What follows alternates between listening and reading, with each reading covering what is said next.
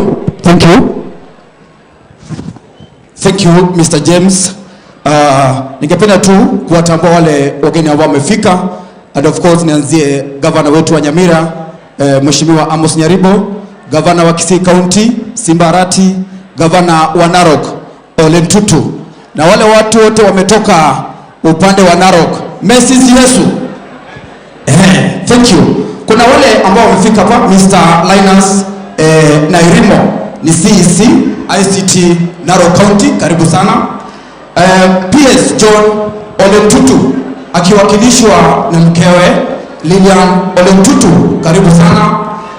Tuko na speaker wetu Mheshimiwa Thaddeus Nyabaro, Nyamira County, karibu sana mheshimiwa.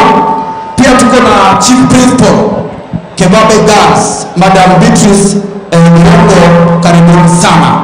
Alafu pia tuko na wale waimbaji ambao wamekuja wa nyimbo za Injili, wote wakaribisha, na wale ambao wanaimba secular. Karibu sana. Mimi naitwa Evans Misinga kutoka Mito FM ile Karuga ya Mosi. Karibu. Thank you so much. Asante sana ndugu Evans. Asante kwa kazi nzuri. Kwa sasa abantu bari bakuwa nangigiawa. All right, asante sana. Tafadhali tuko kanisani. Naomba tena kwa mara nyingine tupatie heshima familia na kanisa because viongozi wa kanisa wako hapa. Tafadhali tutulie. Sasa mnikubalini kaweze kuwaleta wana, the sons and daughters of Mzee Peter Chanua. Kwa sababu ya muda ningependa wote wasimame wakuje hapa mbele. Na tutakuwa na wawili, we can have two who are representing the sons and daughters of Mzee Peter Chanua. Tuko na Sarah, tuko na Abel, tuko na Walter, tuko na Jared, tuko na Jones. Wote tafadhali ningependa msimame hapa ndio tujue kazi ya Mzee Chanua. Ikiwa tunaendelea hivyo, Mzee Chanua alikuwa na mabibi wawili, two sweethearts. Mugago no makongo rengi. Otwara bangina babere obarende naendo ndata alikuwa yonde Kiara. Mugago yugare ngo Mugambi. Mzee alikuwa ni mfalme akiwa katika boma. Mama Rebecca Mogotu na mama Mary Nyanduko. Kwa mara nyingine tena tunasema pole sana kwa kumpoteza mpendwa wenu, your dear husband. Mungu awafariji kabisa. And as you can see, they are seated next to each other. Yani walikuwa wanapendana sana. Hata kwa mauti wanapendana sana. Ungekuwa na issue ungeona mwingine yuko hapa, mwingine ametoroka, lakini they are all together here. So I will ask nitaomba kwamba familia wakiendelea kufanya consultation, who is going to introduce the family. Tuko na mwalimu hapa, tuko na CPA, so I don't know who is going to introduce the family. I will request to hand over this mic to, yes, who is that? Nani yule? Oh, very good. Abel, Abel. Vile nilisema Abel ni mwalimu wa shule ya Nyambaria High School. Na walimu wetu mnafanya kazi nzuri. Kwa sababu katika mtihani ambao ulifanywa, shule zetu, both from Kisii and Nyamira County, we performed so well. Nyambaria was one of them. So kupitia kwa kazi ya mzee, tunaona kazi ambayo inafanyika hapa. Karibu sana ndugu Abel, please. Thank you very much, Bwana MC, our excellencies present, Honorable Simba Arati, Honorable Nyaribo, and the Honorable Governor Narok County, and all our guests. Good afternoon. Karibuni. Allow me to introduce Mrs. family or Mrs. children, and then our brother Walter will make a statement. At the far end, we have the family of Brother Kevin Manyara Chanua, who is our last born, and the wife, Novel Willie. Kindly raise up your hands. Thank you very much. Next, we have the family of our brother Stephen Ongeri and the wife Alice. Thank you. We have our brother Erastus Orenge and the junior. Kindly say hi. Thank you.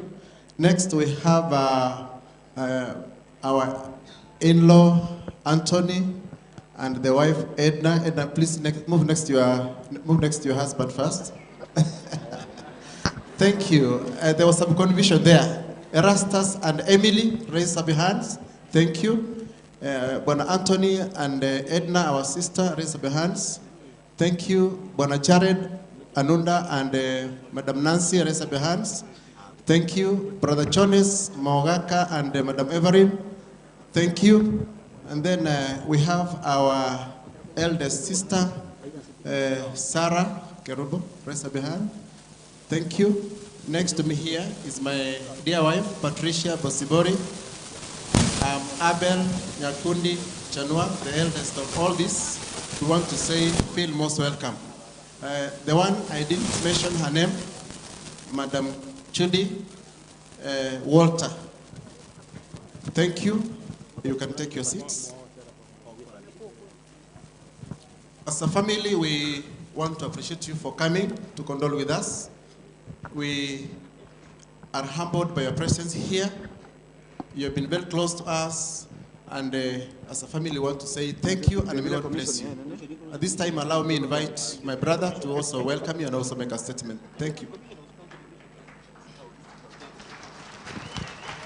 Thank you so much. Asante sana, my brother Abel. This is my eldest brother. My name is Walter Chanua. Your Excellency, Honorable Simba Arati, the Governor of Kisii County. Your Excellency, Honorable Amos Nyaribo, the Governor of this great county of Nyamira. Your Excellency, Honorable Patrick Olentutu, the Governor of Narok County. Your Honorable Johanna Ngeno, the MP of Emurwadikir. I have seen the county commissioner, I have seen the controller of budget, I have seen many politicians, MPs from Nyamira County, CECs from Narok County, led by my able CEC, Honorable David Ole Muntet, colleagues who have gathered here from all corners of this county and elsewhere in the country. I wish to take this opportunity to welcome you dearly to this event that is meant to commemorate, to remember the good life that Mzee lived, Mzee Peter Chanua Ondieki, our father. As I alluded earlier, my name is Walter Onkudi Chanua. I work with the county government of Narok, but I come from Nyamira here, and all of you know. May I ask now, by the show of hands, ni wangapi ambao wananijua, wamewahi kuniona? Oh, ni mkutano wote. I think I'd rather say that the ayes have it instead of asking the contrary. So the ayes, Mr. Speaker, hivyo ndivyo tunavyosema tukiwa katika county assembly. I wanted to say quickly that my father, Chanua Ondieki, was a man who stood shoulders high among many people in this village and the county. As a young man, this Mzee told me, I wasn't there when he was young, that he liked running. I believe his brother can confirm that. He did not like football, he did not like teasing people, climbing trees. He liked running, but he did not do that for, he did it as a hobby, but not as a way of earning livelihood. Mzee Peter Chanua, in the early 70s, worked with the Parethram Board of Kenya, which was based in Nakuru. It was stated earlier by the grandchildren, but for the sake of visitors, I need to mention. So he was working as an accountant with the Parethram Board of Kenya. Later, he joined Sangani Tea Factory, where he was working as a lift-based manager. And later, he resigned and decided to join farming, where he was doing his farming from Nyamira here and partially from Narok. Mzee Peter, our father, has taught us lessons, including being honest, being truthful, being genuine, and being trustworthy, as well as being patient in this life. He taught us that if you cannot be trusted to hold by other people, then you cannot trust anyone. Mzee was a very good and long-suffering person. I remember one time, a few months ago, when they were in their errands, someone mistook and hit his eye. So he had an eye injury, and that time I took him to Honorable Simba's hospital in Kisii. When he recovered, I told him now we need to go and look for the DCI, as well as the OCPD, as well as the police, the OCS. Then we record a statement and arrest the person so that we can take action against him. Mzee aliniambia wacha na huyo mtu, ni mimi ninamjua na siwezi kukuambia. Hakutaka tumkamate huyo mtu. Akaniambia kwamba afadhali tupembeleze hii maisha ya hii dunia, tukue wapole ili tupate kucoexist pamoja na watu. So I learned from that this mzee is quite forgiving. My father had a very good dream for his people, his family. He wanted this dream to be furthered to the county of Nyamira as a whole, and the people of Kisii and the people of Kenya. He had indicated that we need to work towards serving the people, not only from the family, the village, the division, the district, but also across the county and the country later on as the ages continues moving. Igo mwaka na watebetenga ekero abana bagukina adotigere kiera bagotire bono kabakoritaya tubwate rorro ende tokonya abantu baito banyamira. Si ni vizuri wakati gavana Nyaribo akiritaya nasi tushikie namna hiyo. Aliniambia kwamba angefurahia kwamba atachukua kile kisu. Nadhani hakujua kwamba kisu inakuwa kwa president peke yake. So I was thinking of improvising. Tutafute ile onchora ya kutoka huko Narok, tupee gavana Nyaribo, alafu wakati amesharitaya ataanda ofa kwangu. Hiyo tutakuwa tunapanga namna hii. So ndio ikuwe tofauti kidogo, isikuwe kama county zingine. Mzee Peter Chanua hata kama amepumzika, wakati wa nafasi yake tutaijaza. We want to tell you that there's not going to be any gap. Ibagati ri kororekana onye toro robu na wamrobo mwaka Peter Chanua ondieki. Igoli abangina bali batigaire buna ababoraka mwajoine a group, lakini mumanyenga Nyasaye gakubarenda na intuntwiriri bagali okubarenda buna abana baino. We shall be there for you. The two mothers are easy to take care of. Mkishindwa kukaa nyumbani simkuje kwangu. Nyumbani mwa baba yangu mna makao mengi. So msiwe na shaka, nawaambia pole, lakini tena mkijue kwamba baba hata kama ameenda bado tuko pamoja na tutafanya kazi pamoja nanyi na tutawalinda.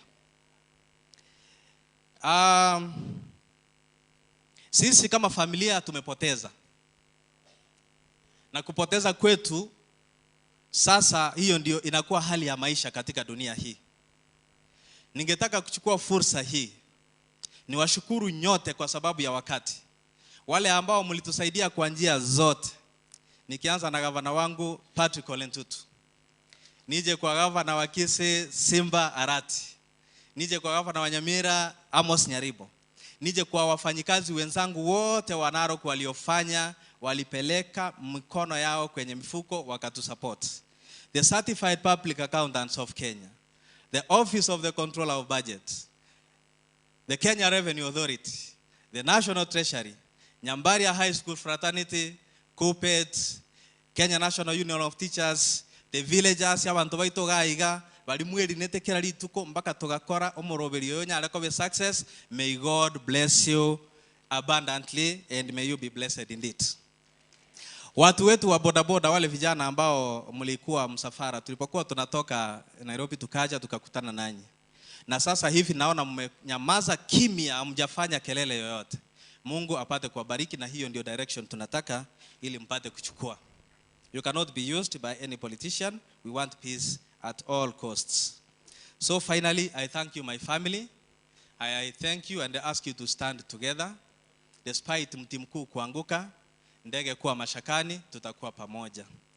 Mwisho kabisa nashukuru County Security Team ikiongozwa na County Commissioner Mr. Erastus Boy. OCPD hapa Nyamira North, OCPD wa Nyamira, wote mmeshirikiana ili hii sherehe yetu ipate kuwa nzuri. Mungu awabariki sana. Tunapoendelea kuomboleza, msilie kama wasio na imani. Tuendelee kuwa na imani ya kwamba Mungu atatusaidia na tutafaulu zote. Labda hatutapata wakati mwingine wa kuzungumza. Nyote nawashukuru. Mnapoenda nyumbani baadaye, Mungu apate kwenda pamoja nanyi barabarani na hewani. Gavana wetu anatembea na hewa. Mliona? Msafiri salama, muende pale nyumbani salama. May God bless you so much. Thank you. Thank you. Thank you so much. Asante sana ndugu Mheshimiwa Walter Chanua. Ningependa usimame hapa Mheshimiwa, please. Now, they are your colleagues from Narok County government. Because you know the boss is here, hawatapata nafasi ya kuongea, but let them just come, they take a photo with you. And then I will ask Mwalim, because Nyambaria is one of, as I said, shule ambayo inafanya vizuri sana. Nyambaria mtakuja hapa, mpigwe picha na Mwalimu, na itakuwa vizuri hivyo. So Narok County government, please, colleagues wa Mheshimiwa Walter, mkuje hapa mpigwe picha. Those who are here. Najua mko wengi, eh? Mko wengi, there are so many. All right. So mtasimama hapa chini ama watatoshia huku juu? Wacha wakuje huku juu. Tafadhali mfanye haraka. Very good. Sara akiendelea kutuimbia wimbo wa familia. Sara na wale waimbaji wako wapi tafadhali? Muendelee kutuimbia wimbo. Ile timu ya Narok County staff wakikuja hapa hivi wapigwe picha na Mheshimiwa Walter. Please. Sara, tupatie wimbo. Sara, Amani Kenya, tupatie wimbo please. You can stand down here, Sara. Sara usimame hapa. Ama kweli na kiwatu tanda. Ama kweli na kiwatu tanda. Kwa iromo nene, kwa iromo ke, watu tigato ichanete. Kwa iromo nene, kwa iromo ke, watu tigato ichanete. Ama kweli lituke limono siriwe. Ama kweli lituke limono siriwe.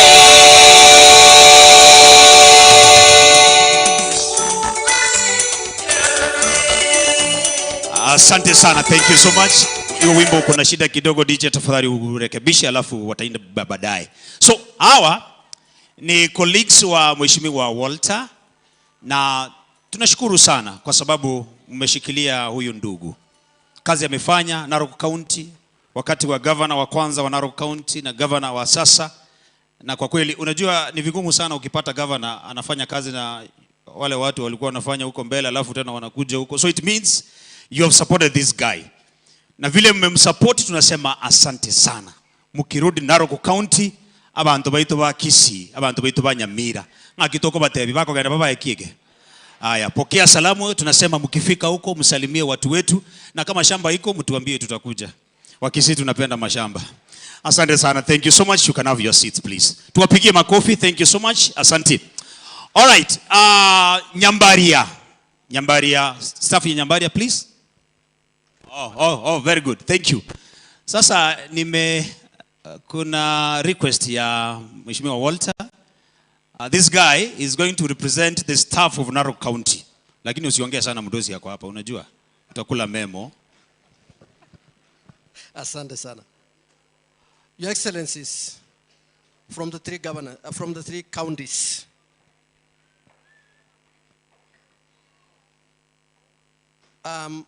Madam Doctor from COB, Madam COB,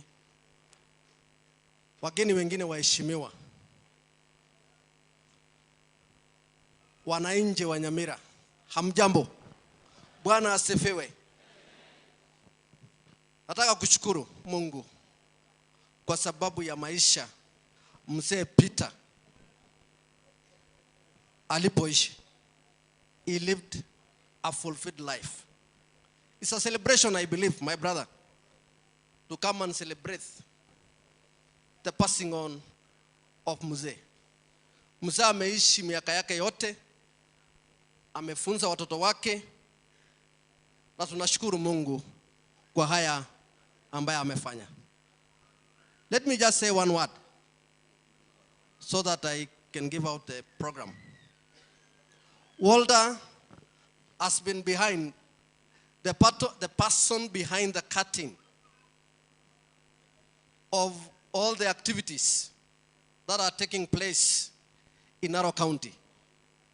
Walter, before your people, let me say congratulations and thank you so much for being part of the team that is supporting our governor, Patrick Ole Ntutu, to shine as the best governor in the country in terms of revenue collection, in terms of development of the county. Asante sana na washukuru. Mimi naitwa David Montet, CC Finance, Narok County. Asanteni. Thank you so much. Asante sana. Thank you so much. Tunashukuru ndugu. Nyambaria wako wapi? Nyambaria High School, please. Nyambaria staff 1 2. Oh, ni kama wako. Are they there? Please. Wakuje tu wapiwe picha because of time. Naomba tu kwa heshima. Nyambaria High School staff, where are you? All right. Ndio hawa, mtasimama tu hapo hivyo mtapiwa picha. Asante kwa kuwakilisha na kusupport mwalimu. Mtasimama mpiwe picha hivyo. Nyambaria. Okay. Thank you Nyambaria. Ule wimbo ulikuwa kama bado ni sawa. This is Nyambaria High School. Mtasimama tu wapiwe picha. Mtapiwa picha tu. Yeah, that would be good. Yes. Asante sana Nyambaria. Ndio hawa. Very good. Yes, simama tu hapa hivi walimu. Mnafanya kazi nzuri. You know, kuwa Kenya One is not an easy task. You've done a good job.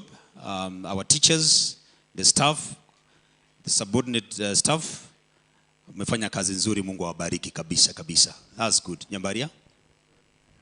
The chairman of the welfare. Yes. Kwa sababu ya muda hamtaongea, naomba tu. Kwa sababu kanisa wananiambia muda wetu umekimbia sana.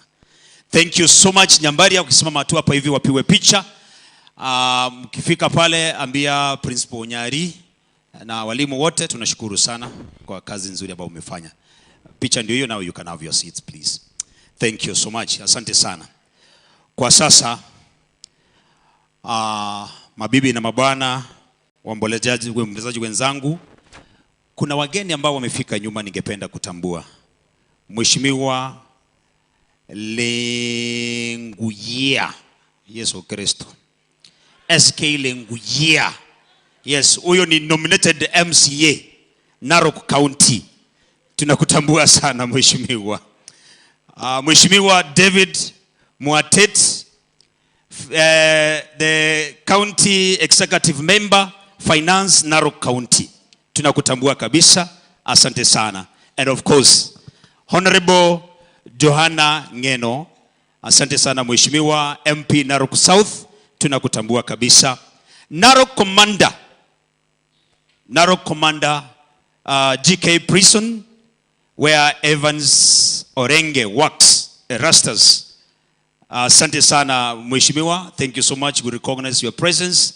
Asante sana Erastus Orenge. Asante sana.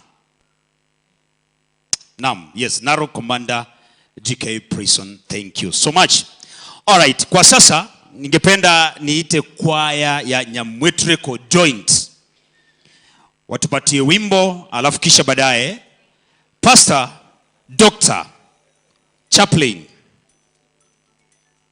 Kennedy Obondi, Chaplain Sironga Girls, will take over the mic and then to usher in the church to lead us. Nyamwetreko Joint nimearifiwa Nyamwetreko Joint SDA.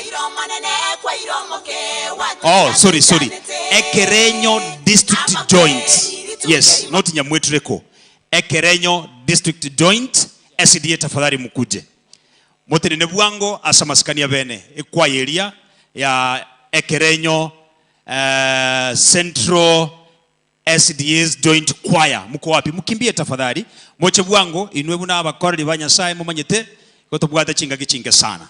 Alafu tukimaliza Dr. Kennedy, Pastor Dr. Kennedy Obondi ambaye ni Chief Chaplain Sironga Girls High School atatuelekeza katika kanisa, na kanisa we promised that we will take at most 30 minutes kwa heshima, kwa sababu request ya the excellencies waliomba kwamba by 2:30 iwe kwamba tumemaliza, ndio kaweza kushughulikia mambo mengine. So kwaya tafadhali mngekuwa mmekimbia hapa tafadhali. Kwaya ngakiwa na mwango raiga.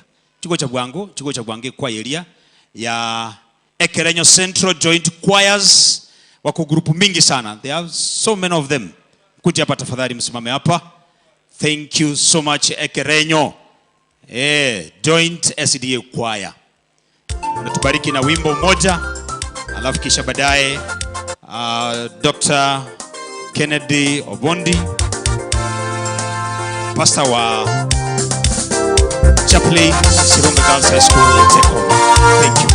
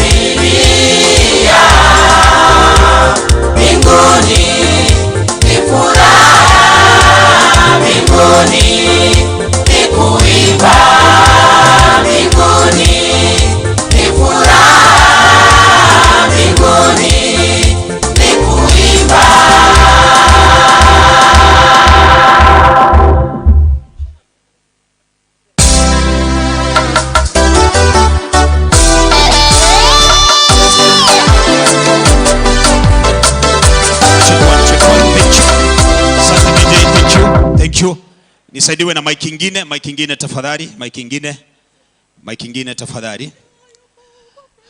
Mic ingine tafadhali. Check 1.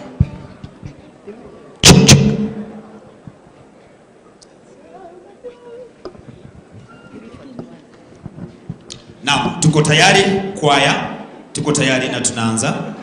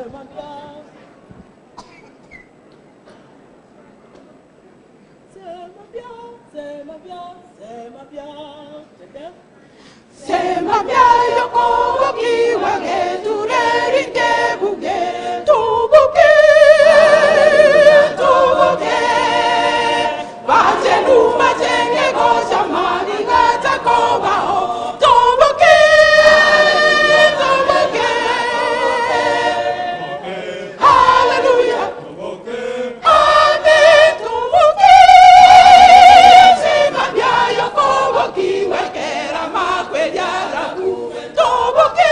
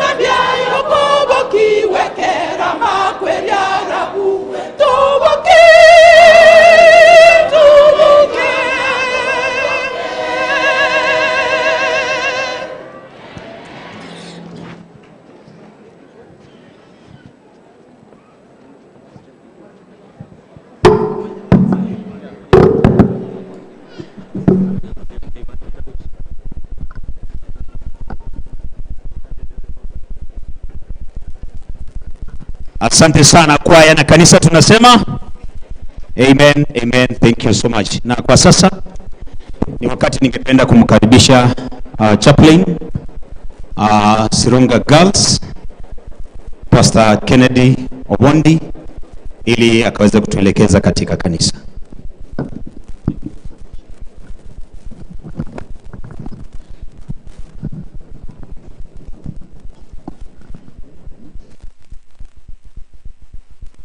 Wakati ambao tumefika sasa ni wakati wa kanisa,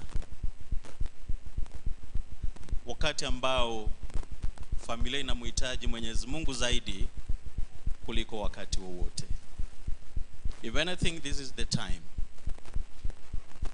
that we need to sit at the feet of our Lord Jesus Christ and learn from him. Familia ya mzee, muangalie juu, Mungu awape faraja na rehemu zinazotoka kwake. And I want to say this: never forget two people in this world. The person who lost everything just to make you win, who is your father. And the person who was with you in every pain, who is your mother. Now in a very special way, allow me to recognize the presence of our conference president, Dr. William Mungaga, who is going to take over from here. Naye pia atatuletea wachungaji ambao wako pamoja nasi, na kisha baadaye atatuelekeza vile tutakavyotembea. Mchungaji. Asante pastor kwa nafasi. Your Excellencies, Excellence Amos, Governor wa Nyamira, Simbarati, Governor Kisii County, Patrick Ole Tutu, Governor wa Narok, Ngeno, Kingpin wa South Rift. Karibu na waheshimiwa wengine nyote, karibu chizi kuamko mahali ambao mlikuwa mnatakiwa kwa ajili ya kuleta pole kwa familia. Yangu ni mafupi. Wacha nitambue wachungaji wote ambao wamekuja kuomboleza pamoja na familia. Tafadhali popote mlipo msimame. Wachungaji wote ambao mmekuja kuomboleza na familia, tafadhali let's recognize you. This is the opportune time that we can be able to recognize you. These are the people who nurture them spiritually. Msimame tu hapa mbele.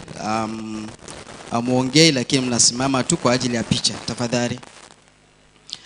Hawa ni marafiki wa familia, pia ni wachungaji ambao wanachunga hii familia kiroho, na wamekuja kusimama pamoja nao wakati wa uchungu.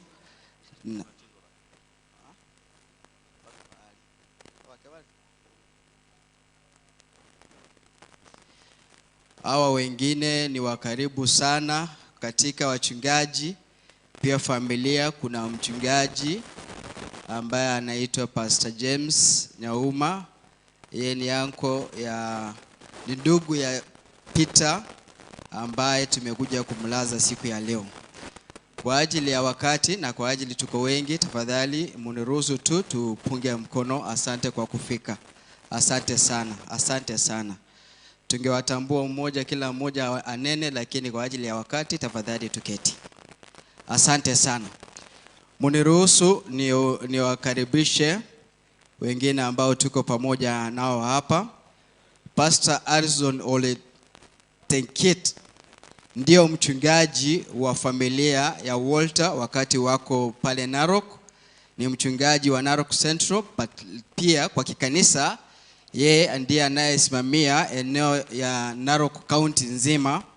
Ameandamana pamoja na washiriki kwa ajili ya kuja kusimama na familia ya Walter wakati huu. Neno moja.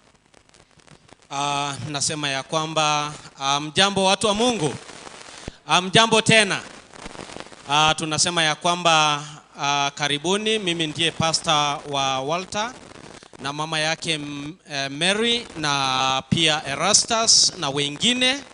Tunasema ya kwamba kama Narok poleni kwa sababu mumepoteza shujaa.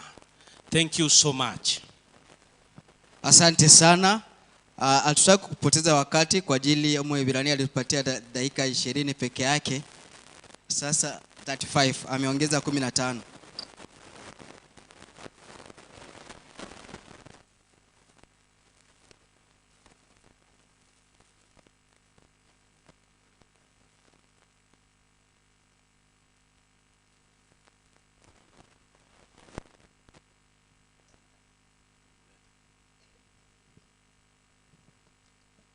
Kuna yule mama ambaye alikuwa na Biblia takatifu ambaye angependa kumpatia Mheshimiwa Walter. Hebu njoo ufanye kwa haraka. Mheshimiwa, karibu mbele. Karibu mbele. Uje na mama.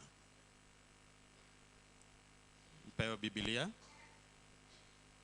Mtakuwa mkisoma hapo mchungaji atakapokuwa na ubiri. Mbia mona siribaga naringe koba mutambe mono na inche enarure ngora se family ya Walter Chanua. Mutuni ntomire no mwesimiwa Jason Musinga asebuku. Ebukweye omwesimiwa igoko bagoko nyesoma amono murukio elindegere otugekera abana bamino nande twarorire ngobugambi obo nayo kuboira. Asante elia Marieta ne Sofia kwambuka. Omoyone kira, omoyone manyire kundakore obuya nerogonchorera engaki timoka. Inki wano tusabere ono toko moebu kubuna naleta kutambe. Pastor tu sabere pas na njire ndo wanga tu na njire ngurigende gasi ya bunge. Okay, wacha tuombe. Baba yetu uliye juu mbinguni, tuna wingi wa shukrani kwa nafasi hii kwa sababu umeona ni heri tuweze kuja mbele zako. Tunakushukuru kwa sababu ya ndugu ambaye amepeana Biblia, na Biblia ni neno lako takatifu ambalo linatuelekeza na ni mwangaza kwa mapito yetu.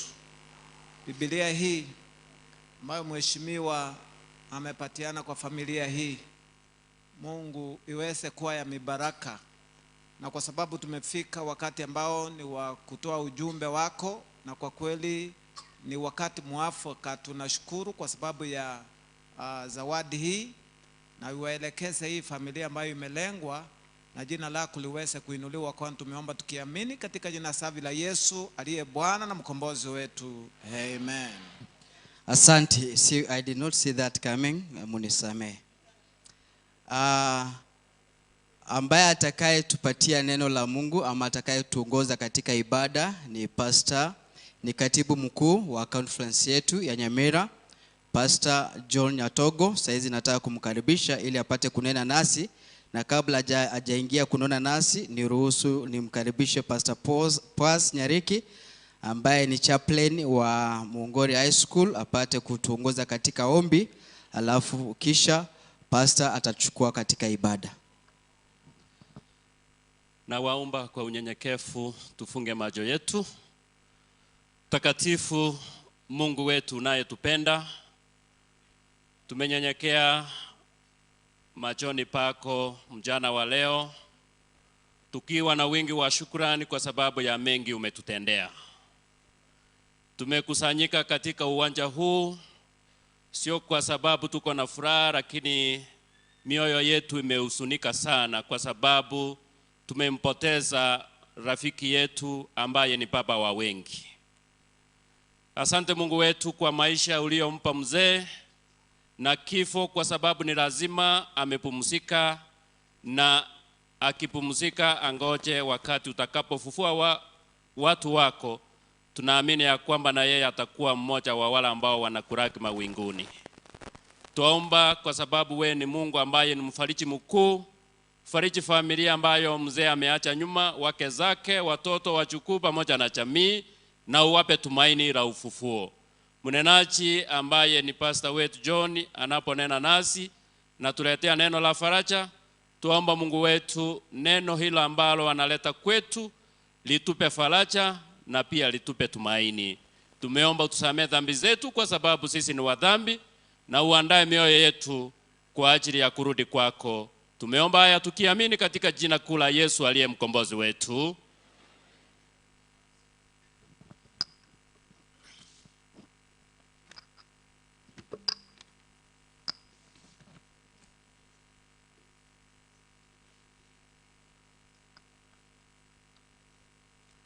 Na nashukuru sana kwa makaribisho,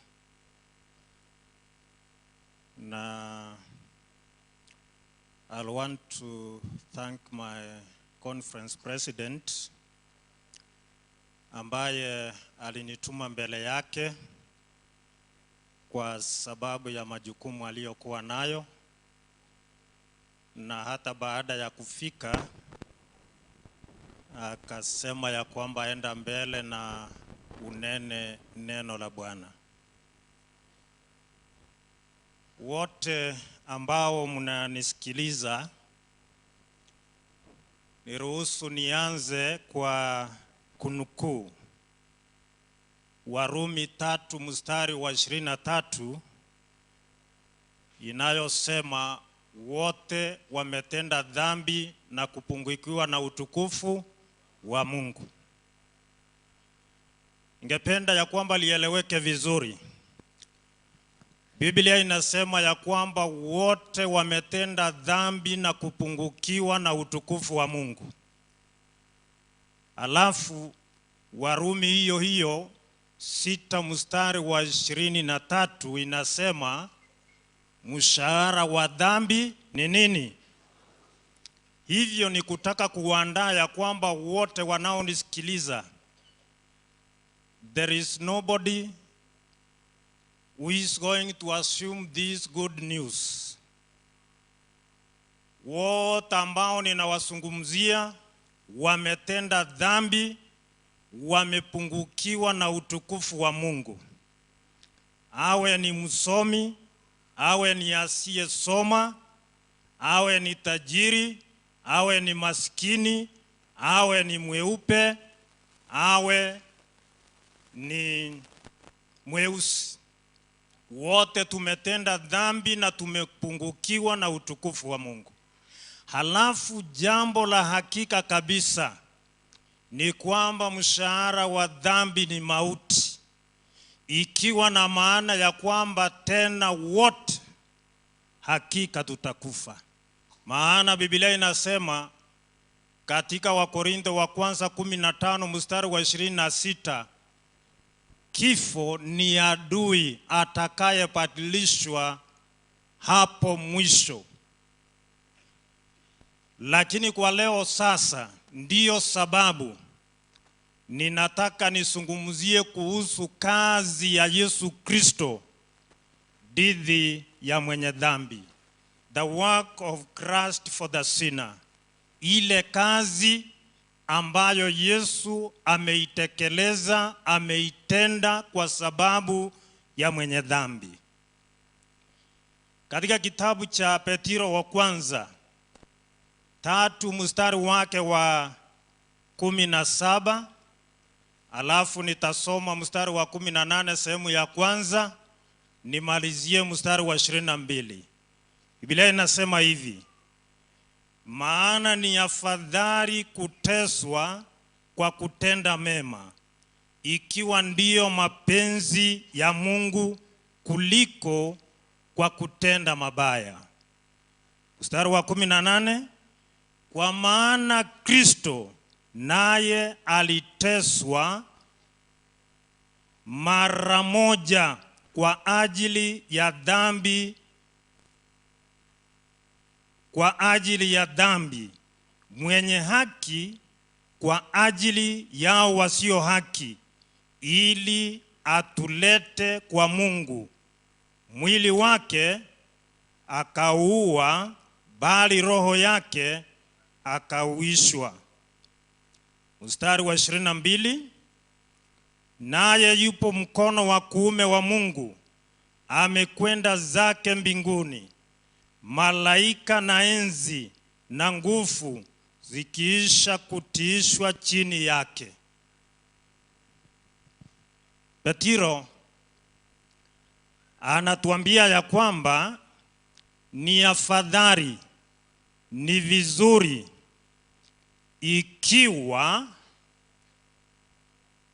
utateswa kama Mkristo kwa ajili ya haki.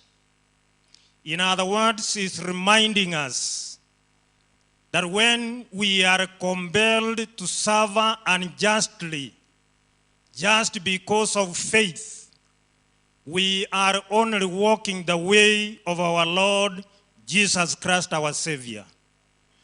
Lakini kile ambacho ninataka nisungumzie kwa sasa ni ile kazi ambayo Yesu Kristo ameitenda kwa ajili ya mwenye dhambi.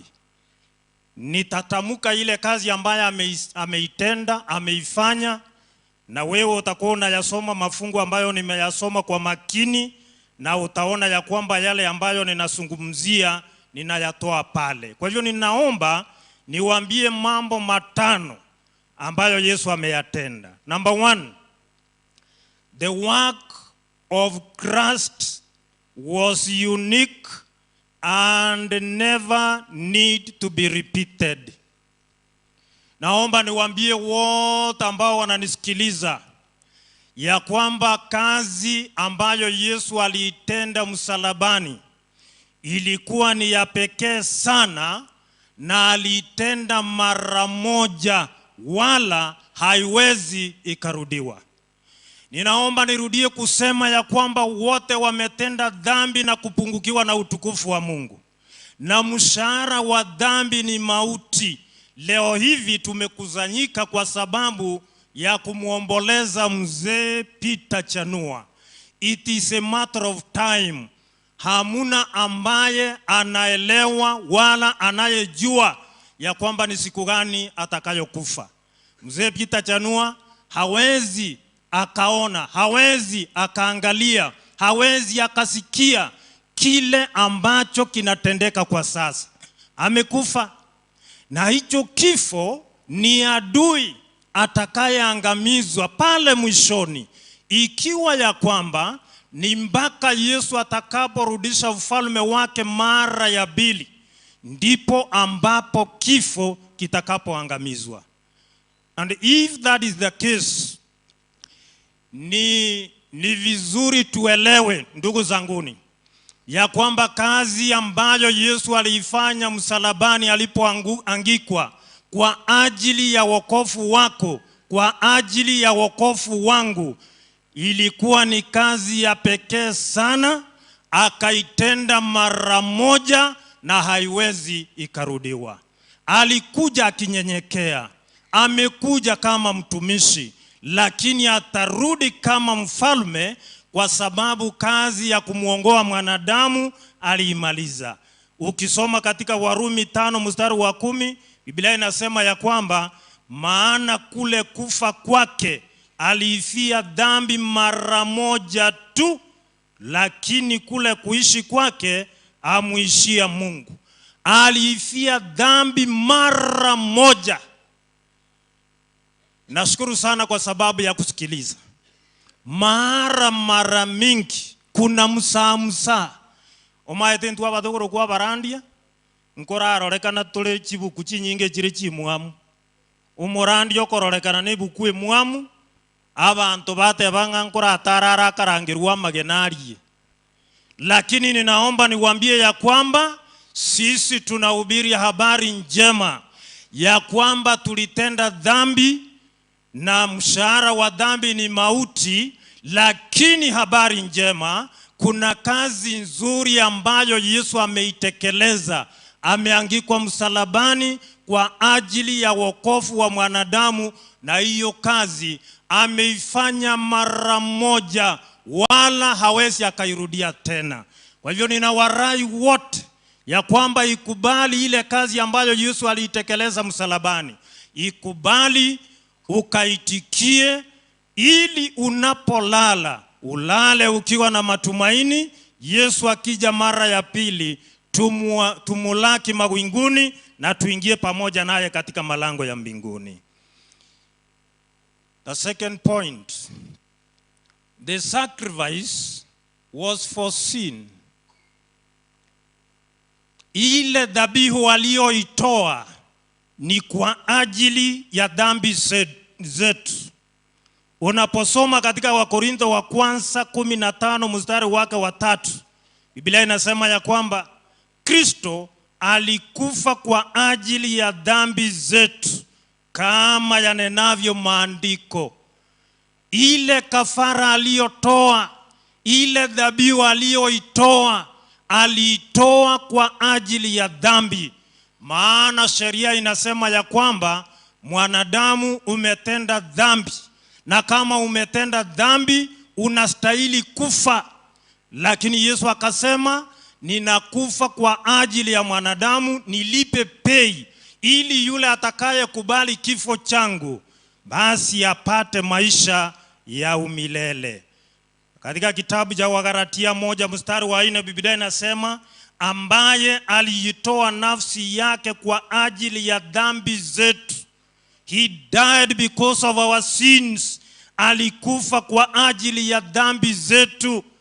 Ndugu zanguni, when I finish from the second point, ninataka niseme ya kwamba huyu Yesu ambaye ametenda kazi ya pekee sana ambayo haitarudiwa, amekufa kwa ajili ya dhambi zetu. Kilichosababisha kifo ni dhambi. Maana nimewaambia Warumi vile inasema, wote wametenda dhambi, tumepungukiwa na utukufu wa Mungu.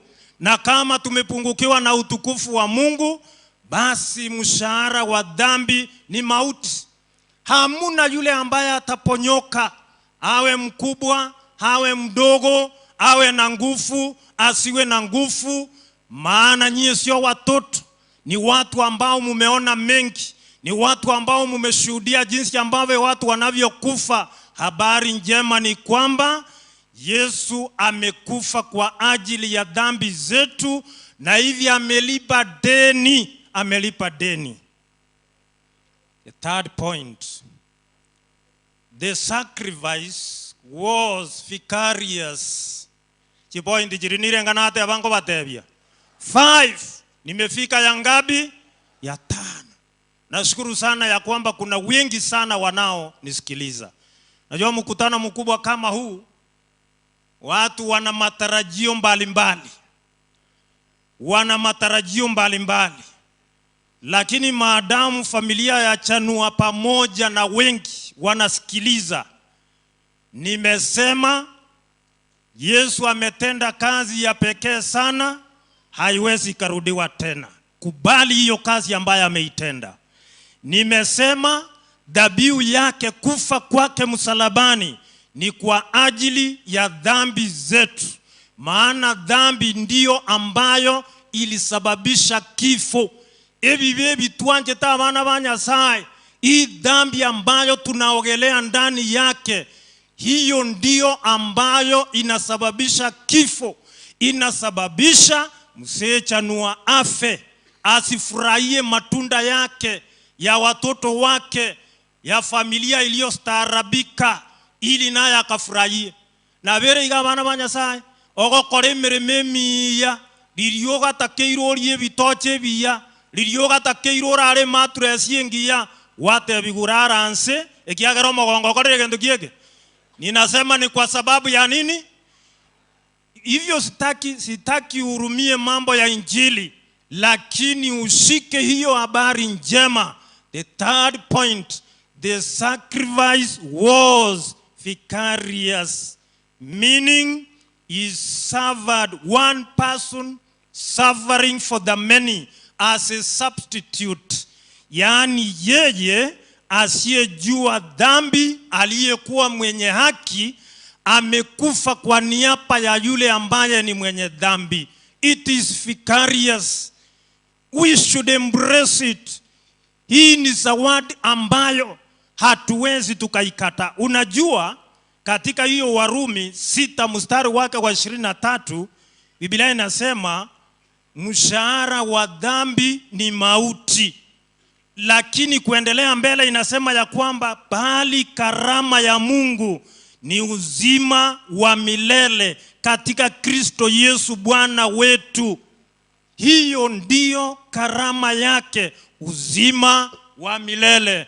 Amekufa kwa ajili yetu wote sisi. Yeye asiyejua dhambi amekufa kwa ajili ya sisi ambao ni wenye dhambi.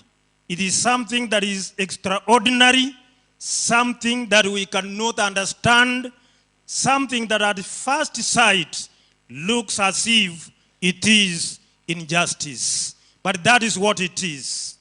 Note that the suffering of Christ was for us, and that the mystery is he who deserved no suffering, suffered for us who deserved to suffer. He sacrificed himself to restore our lost relationship with God. Ninawarai wote jamani, ya kwamba tumkubali Mungu, ya kwamba tumpende Mungu. Ninajua ya kwamba tunayapenda mengi. Ninajua ya kwamba tunayatarajia mengi. Ninajua ya kwamba tuna ndoto nyingi katika maisha yetu. Those good things that you dream about, those good things that you think about. Lakini pia nimesimama kuwarai ya kwamba kuna kitu kimoja, kile ambacho Yesu Kristo alimwambia Martha, ndugu yake Mariamu, alipoenda kwake na kusema, mbona mimi ninahangaika na dada yangu ameketi miguuni mwako?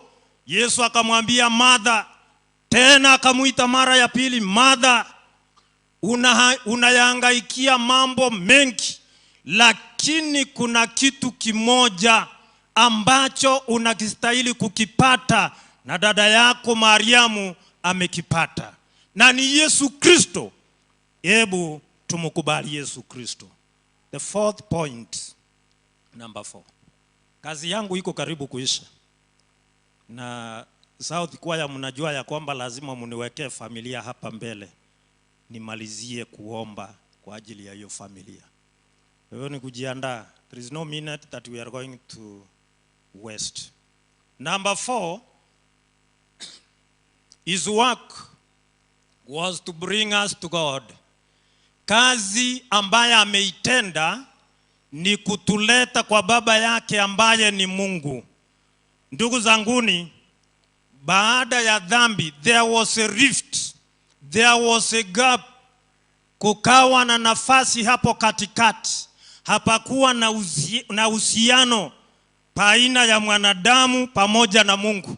Ichapokuwa Mungu tangu mwanzo amekuwa akimfuatafuata mwanadamu, lakini mwanadamu akiendelea kukimbia.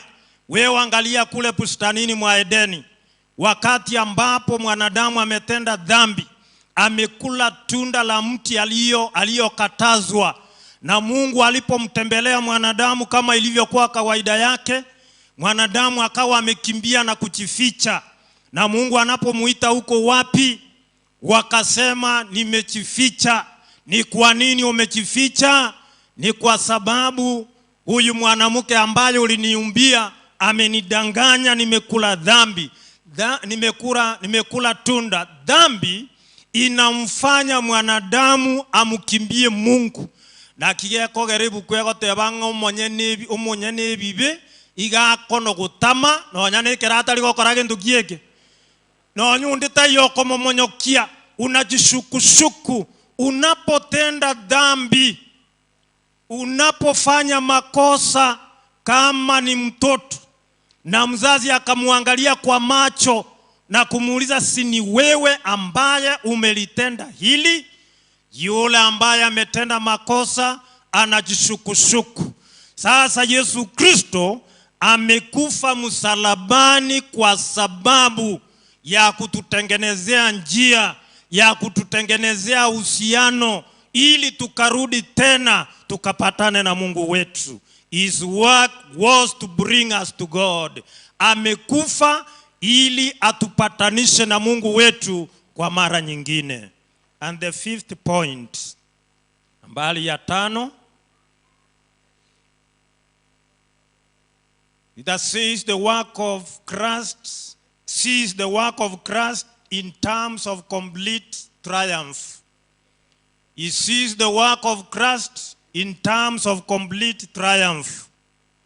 Ule mstari wa 22 unasema, naye yupo mkono wa kuume wa Mungu, amekwenda zake mbinguni, malaika na enzi na nguvu zikiisha kutiishwa chini yake. Na Petro anaiangalia kazi ya Yesu Kristo kama ushindi ulio mkamilifu. Ndiyo sababu Biblia inasema ya kwamba kwa sasa yuko katika mkono wa kuume wa Mungu, amekwenda zake mbinguni, malaika na enzi na nguvu zimetiishwa chini yake. Baada ya kuangikwa msalabani, na hakika kafa na akawekwa ndani ya kaburi. Biblia inasema ya kwamba katika kitabu cha Matendo ya Mitume 2 mstari wake wa 24, Biblia inasema ya kwamba wakati ulipotimia hangeendelea kushikwa kwa kaburi. Ige Biblia gotebanga Nyasaye akamubukia ekero ororobirie obororo bwa makweli bwembera ekiagera tiyare konyarekana agenderere gutarirwa na makweli. Wakati ulipotimia akafufuka, na Biblia inasema ya kwamba akaenda mbinguni, yuko katika mkono wa kuume wa Baba yake, amepatiwa mamlaka yake, na sasa vilivyomo mbinguni, vilivyomo duniani, Biblia inasema ya kwamba vimewekwa chini ya mamlaka ya Yesu Kristo. Na ndiyo sababu nikasema ya kwamba atakaporudi, atarudi kama mfalme, sio kama mtumishi tena. Anakuja kama mfalme. Hata temewa mate kwa mara nyingine, hata piwa mijeledi kwa mara nyingine, maana anakuja kama mfalme. Ukisoma katika Yohana 11 mstari wake wa 25 mpaka mstari wa 26, Yesu akamwambia, mimi ndimi huo ufufuo na uzima. Yeye aniaminie mimi, achapokufa atakuwa anaishi. Naye kila aishie na kuniamini hata kufa kabisa hata milele. Je, unasadiki? Dada yake Lazaro anasema, kama ungekuwepo huyu ndugu yangu hangekufa. Yesu akamwambia, mimi ndimi huo ufufuo na uzima. Katika kitabu cha Ufunuo 1 mstari wa 18, na aliye hai nami nalikuwa nimekufa, na tazama ni hai hata milele na milele, nami ninazo funguo za mauti na kuzimu. Huyu ndiye Yesu ambaye katika kitabu cha Yohana 14 mstari wa 1 mpaka mstari wa 3 aliwaambia wanafunzi wake, musifadhaike mioyoni mwenu, munamuamini Mungu, niaminini na mimi. Nyumbani mwa Baba yangu muna makao mengi, kama sivyo ningali waambia, ninaenda kuandalia mahali, na anasema nikimaliza kuandaa mahali nitarudi tena ili niwakaribishe, ili nilipo mimi nanyi mfanye namna gani? Muwepo. Huyo Yesu aliyeitenda kazi nzuri mara moja na haiwezi karudiwa. Huyo Yesu ambaye amekufa kwa ajili ya dhambi zetu. Huyo Yesu ambaye amekufa kwa niaba yetu. Huyo Yesu ambaye ametutengenezea njia na uhusiano na Mungu wetu. Huyo Yesu ambaye ametenda kazi ya ushindi ndiye ambaye amesema ameenda kutuandalia mahali. Lakini akimaliza kuandaa mahali atarudi tena atuandae sisi ili alipo nasi tuwepo. Watoto wa Chanua, wajukuu, Mama Rebeka, Mama Mary, hayo ndio matumaini ya kwamba tujue Mungu wetu ametutendea kazi nzuri ya kuiharibu dhambi, ya kushinda dhambi. Tumkubali huyu Mungu, atakaporudi atatuchukua mahali ambapo hatutakuwa na mahema makubwa kama haya, hatutakuwa na viti vingi, hatutakuwa na mikutano ya mazishi, lakini tutakuwa na mikutano ya kumuimbia na kumtukuza na kumsifu Mungu milele na milele. Na mbarikiwe katika jina la Yesu aliye mkombozi wetu. Kwaya mara moja mnaponiletea familia, kwa sababu huo wimbo upo.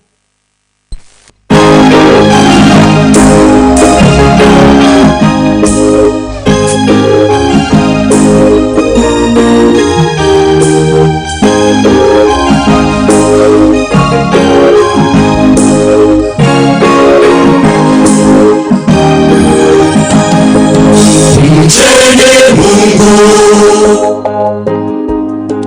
tukuzeni, saa ya hukumu imekuja.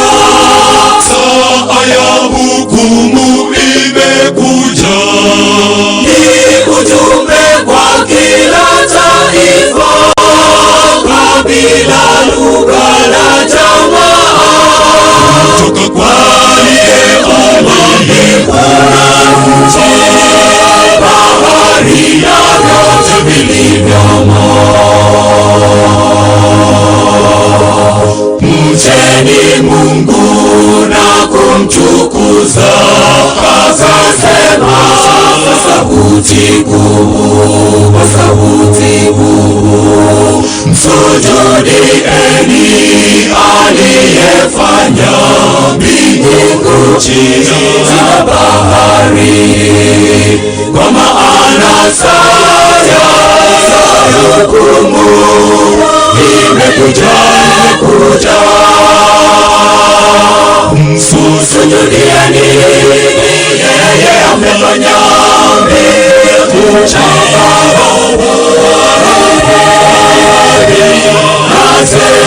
na chemchemi za maji. Msujudieni yeye amefanya mbingu, nchi na chemchemi za maji.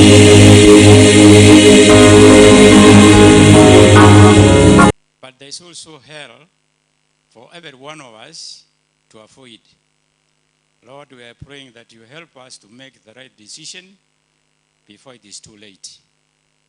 In a special way, oh God, we are committing this special family into your care. They are human beings. They are tempted like any other human being. But we are committing them into your care for the right decision that they have done to continue until the end. The father has passed away. It is normal. We are here shortly. We will pass away, even those of us standing here and seated. But Lord, we are praying that while we are waiting for your second coming, you continue blessing this family in a very special way. More importantly, that they will remain worshiping you forever. And when you come the second time, each one of them will receive a place in your kingdom. Thank you, Father, for hearing us. That which we have not prayed for, you already know it, and you have already supplied, for we pray in Jesus' name. Amen. Amen. Wachungaji tupunge mkono hivi tafadhali kwa ajili sisi ni wengi hatuwezi kuwasalimia. Asante, pokea. Sasa tutawaruhusu tena mketi. Tuanze kuketi wachungaji ili tupise na familia. Halafu turejesha mic kwa Umoivirania tuendeleze program. Tuanze kuteremka wachungaji halafu familia itafuata.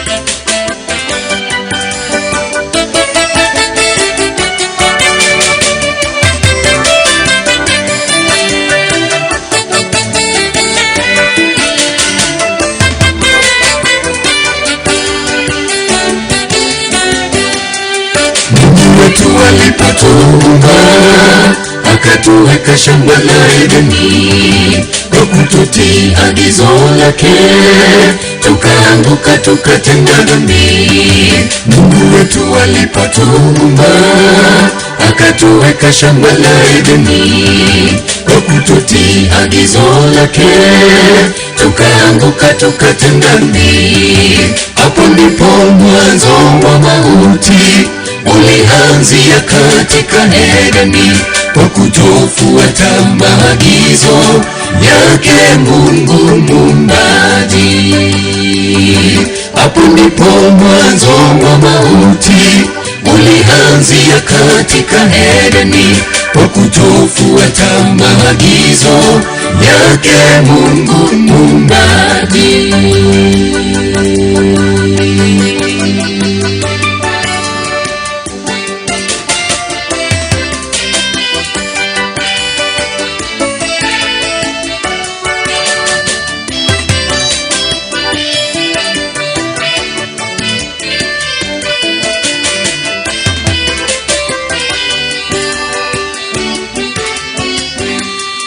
Mwanadamu aliyezaliwa hakika ametawalwa na kifo, lakini tunayo imani, ipo siku tutashinda mauti.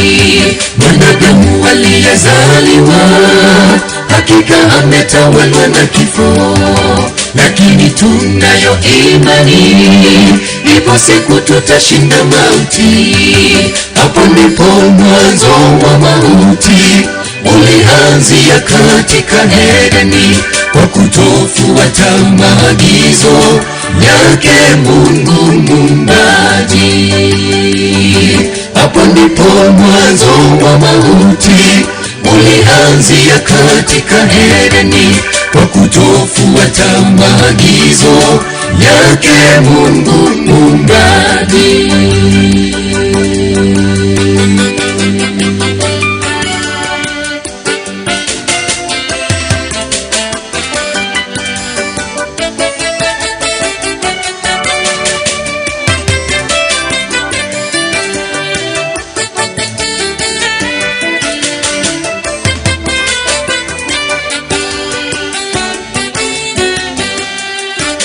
Tumelemewa na huzuni, Baba tunaomba teremka, tufariji tukutegemee, imani ya wenzetu imarisha. Japo tumelemewa na huzuni, Baba tunaomba teremka, tufariji tukutegemee, imani ya wenzetu imarisha. Hapo ndipo mwanzo wa mauti ulianzia katika Edeni, kwa kutofuata maagizo yake Mungu Muumbaji. Hapo ndipo mwanzo wa mauti ulianzia katika Edeni, kwa kutofuata maagizo yake Mungu Muumbaji. Hapo ndipo mwanzo wa mauti ulianzia katika Edeni, kwa kutofuata maagizo yake Mungu Muumbaji.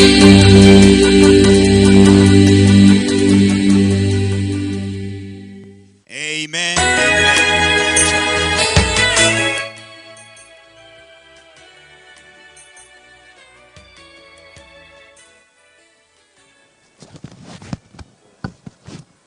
Amen.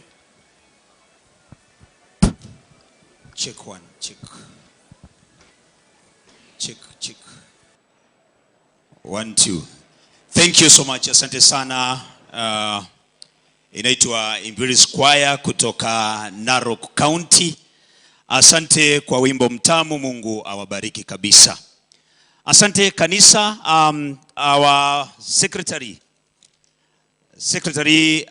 Pastor John Nyatogo, thank you so much for the word of God. Asante, Mungu akubariki. Na kanisa yote ya Adventista, mapastors wote wako hapa, asante sana kwa kazi nzuri ambayo umefanya kwa kufariji familia na kuwaombea pia.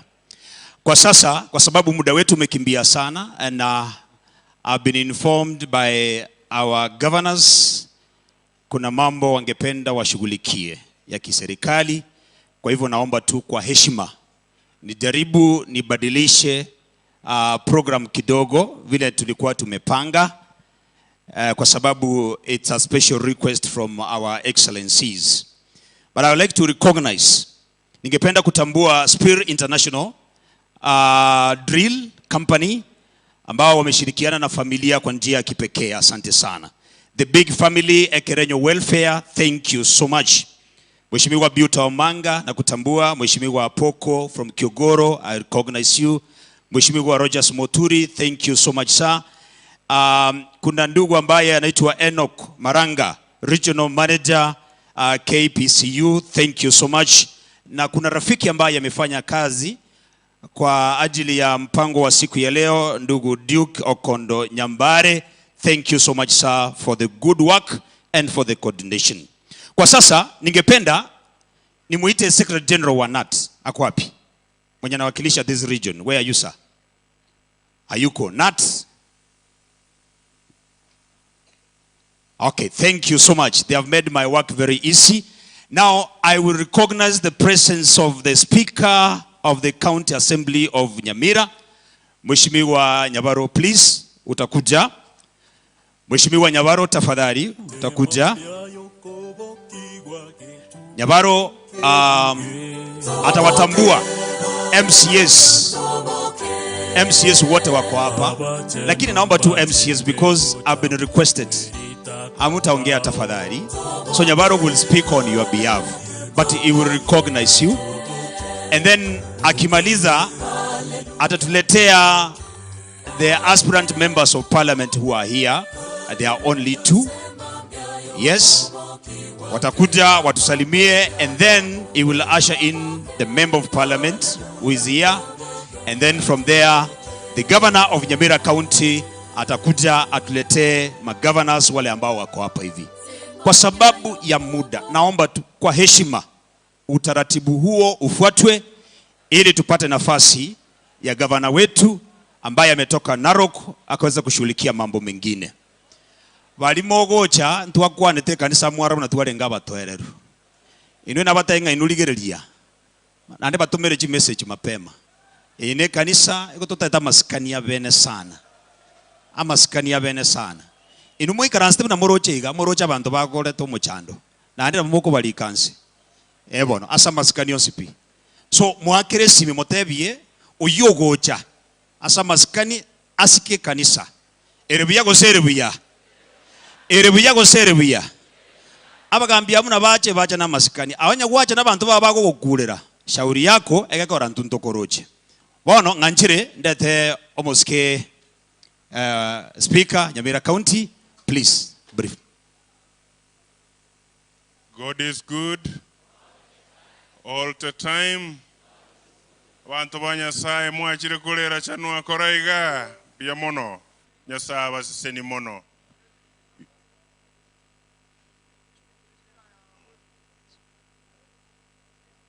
Kabla niendelee, wacha nichukue fursa hii nimkaribishe ni recognize governor wetu wa Nyamira, Your Excellency Amos Nyaribo Mwano Minto Egasora Simbara Tikorubosongo, Your Excellency the Governor Ole Ntutu kutoka Naroko. Mheshimiwa Ngeno, karibu sana, mjisikie mko nyumbani. Kabla niendelee, kuna mwakilishi wa Kupet yako hapa. Bwana Lewis yuko wapi? Kupet, one word. Haya. Akikuja aspiring MPs wote mtakuja tupigwe picha. Alafu from West Mogrango tutapea huyu jamaa wa Guardian anaitwa Moturi. Kutoka North Mogrango tutapea mmoja Isaac Atebe. Biomono. Thank you so much, Mheshimiwa. The Charge Brother Chon, Executive Director, thank you so much for a very clear and brief message. Your Excellencies, the family of my brother Bita, my name is Lewis Nyakweba, Katibu Nyamila pia Coordinator Nyanza Region. Nataka kuchukua fursa hii on behalf of the teachers of Nyanza, Brother Abel, to say pole. Abel is not only a teacher in Nyambaria. Abel is the Director of Studies in Nyambaria, managing over 4,000 teachers, over 4,000 students, and over 200 teachers. He is also one of our managers, Mwalimu National Circle. Yeye ndio tunapewa hapa Nairobi, anatupangia dividends kama tunaongoja hii mwezi.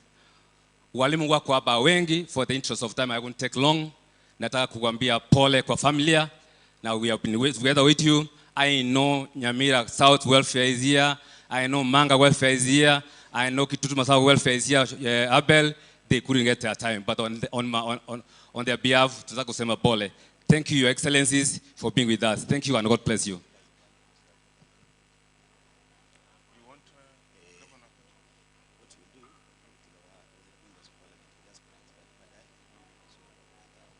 Okay.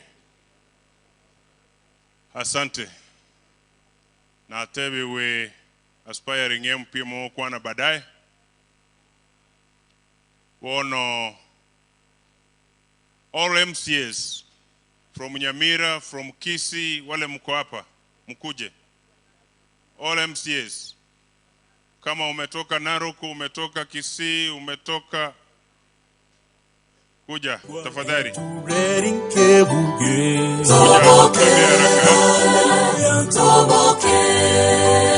Kama kwenye moja, nitapea leader of majority wa Kisii, Mwanamuraja ndiye nitapea nafasi kutoka Kisii. Na kutoka Narok nimeambiwa MCA mmoja ako hapa naye nitampea nafasi.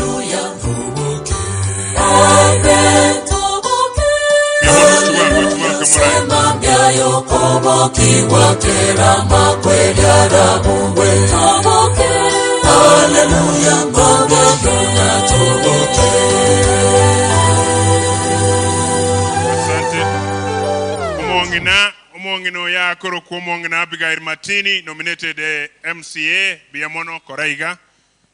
Nikirudi ngoja kusalimiana tafadhali. Okay. Haya. I need to introduce you very fast. Huyu anaitwa Mheshimiwa Josiah Mangera, anawakilisha Esise Ward. Nero ngolio yobwate na wamo mokobeka. Okay. Josiah Mangera kutoka Esise. Mheshimiwa Lenguia kutoka Narok, ubaki hivi kidogo. Mheshimiwa Dickson Machungo, nominated ODM. Mheshimiwa Lameck Square, anawakilisha Itibo Ward, Toisaka. Mheshimiwa Doris Manyamanga, nominated UDA. Mheshimiwa Priscilla Nyatichi, OPPK, nominated. Mheshimiwa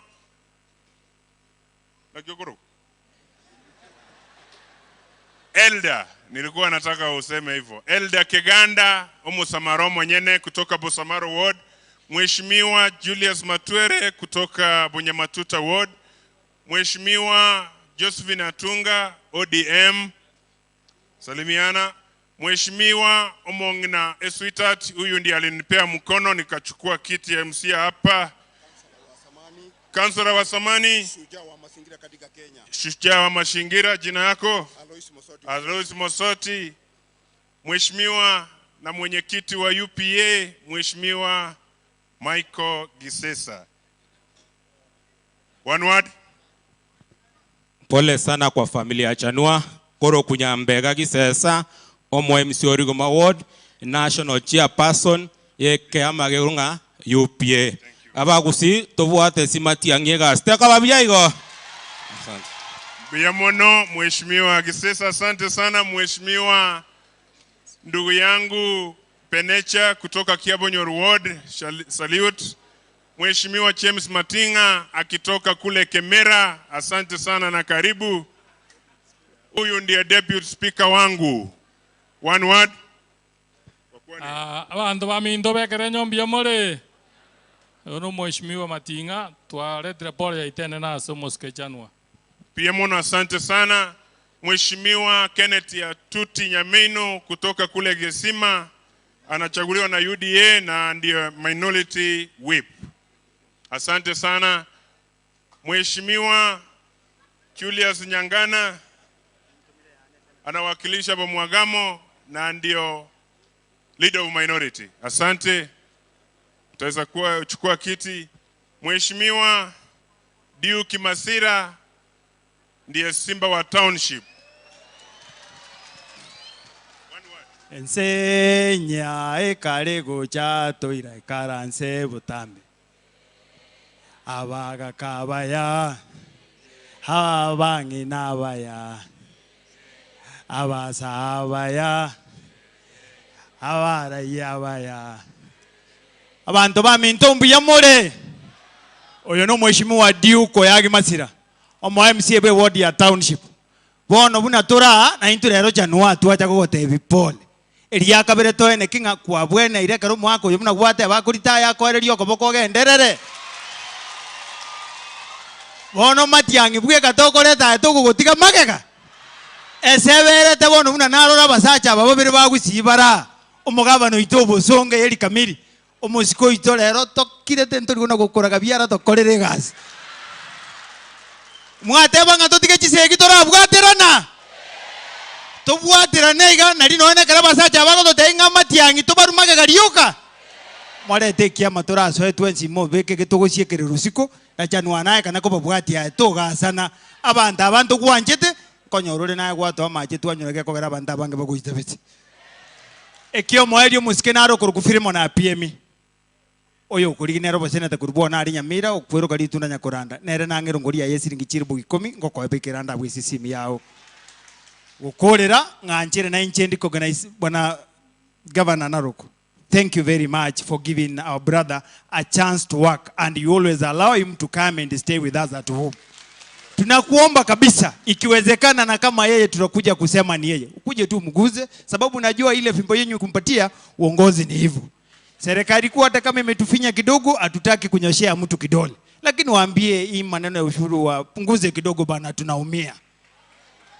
Na vijana wetu wa bodaboda najua sasa kufika hapa kuendelea najua gavana wetu pia ako na maono na atatuchukua mbele kidogo. Nyasaba zeni kamoko irana imantoko kaenda buyenke yetikana no marembe. Tikatotike chisegi torosari kuchipara. Asante sana. Haya, huyo ndiye leader of minority kule Narok, one word. Diu kioma tota mwati microphone yako ndaru are maroko. Wanto wa minto mbuyamore naende. Riatariane ngoroku mheshimiwa SK Lenguya Seito Kilgoris.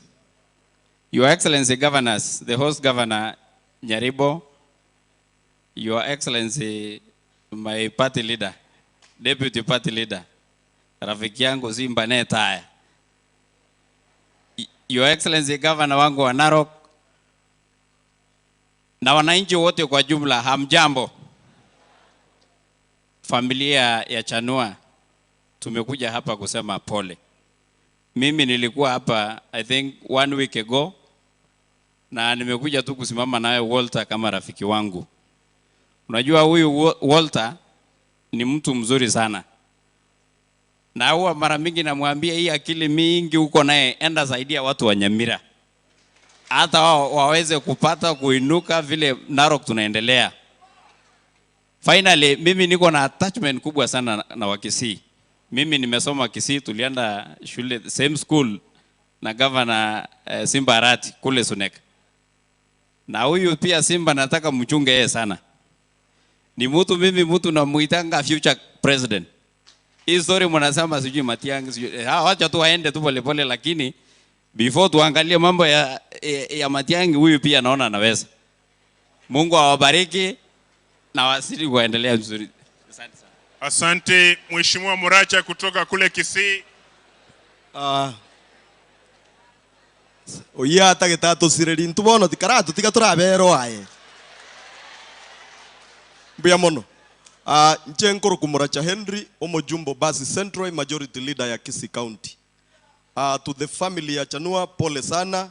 Tiganya saa timokyo mwaka muendelee kukaa mzuri nyasaye tigabarindi. Amangana politics. Let me address this to Joanna Ngeno because he's the person anatoka kwa serikali ya UDA na mheshimiwa wa governor wa Narok. Mchukue hii. Unajua sisi kama wa Kisii. Ruto alikuja hapa 31st. Akakuja hapa tukakula mchele, akaimba kasongo, akatoka hapa hata shilingi moja hakutupatia. Akaenda hapa chini kwa ndugu zetu Wajaluo hapa chini. They are all good brothers. Na mimi ni mtu wa ODM by the way. Na Secretary General wa ODM Kisii. Akachukua huko akifika Homa Bay, stadium ya kwanza akawapatia 500 million. Sisi wa Kisii tukiangalia. Kwa hivyo sisi kama wa Kisii tumeamua raundi hii hatutaki Simba tunampenda. Simba tunampenda. Wacha aende governor mara ya pili tutafikiria yeye huko mbele. Lakini kwa sahii wa Kisii, wa Nyamira na Kisii County tumesema tunasonga na Matia. Sema kwa sauti mpaka Kasonga asikie. Tumesema tunasonga na nani? Tumesema UDA tawe. Ruto tawe. Matiang'i wapi? Asanti. Nitatoa mchango wangu wa matanga. Asanti. Haya. Nitatoa mchango wangu wa matanga sababu tumekuja matanga wa shilingi 10,000 ili na mimi nilie na familia ya Chanua. Asante sana, Mungu awabariki. Ai, Moraja, asante. No wanda na kiota likoruera maega ase Simba na George betia na anya libo bwatuyo kabisa naye kwa mwegenda neli. Biamono. Biamono. Asante. Your Excellencies, Your Excellency, the family of Dr. Walter Chanua, abantu ba Minto wa Nyamira County, wageni ambao wametoka sehemu mbalimbali. God is good and all the time. Asante. Kwa majina mimi naitwa George Morarabuga. Ni MCA wa Bogichora Ward and leader of majority in Nyamira County Assembly. Ningependa kusema neno moja tu. Dr. Walter Chanua represents the epitome of the professionals we have in Gusii, who we are supposed to tap into so that the two counties can move forward and in an accelerating rate. And one of the epitome that we are producing from our country, for our country Kenya, is Dr. Fred Matiang'i. Our son Fred Matiang'i will not let our country down. We will move from the third world country to a first world country under the leadership of Dr. Fred Matiang'i.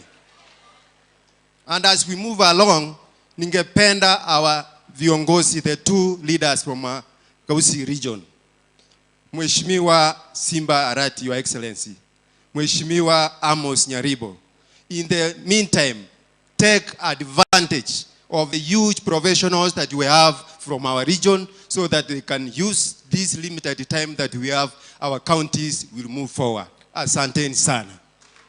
Biamono. Noroja asemora chai karansa nyuma ya Simba Arati na yendo karansa nyuma ya Nyaribo. Kako serio ntebe. Biamono. Asante. Sasa waja nichukue fursa hii niwalete aspiring MPs na aspiring governors. Mukuje, just a name, two of you will represent you. Kama mtakubaliana na mimi kwa heshima sawa, kama mtakubaliana sawa. Nitauimba wimbo huu, wimbo leo wa kusifu, roho nzito ya huzuni we huru. Taendelea kwa sifa iliyobeba siri kwamba kwa Yesu kuna uhuru. Nitazizima sauti zinazofuta watu kwa shimo la kupata. Haya, asante sana. Nilisema msimame hivi. And munisamehe sana. I'm under tight instructions. Na hii masishi tunataka iwe ya heshima. Tali baba antoba minto. Haya. Hapa wewe ulisema upaki. Niambie jina.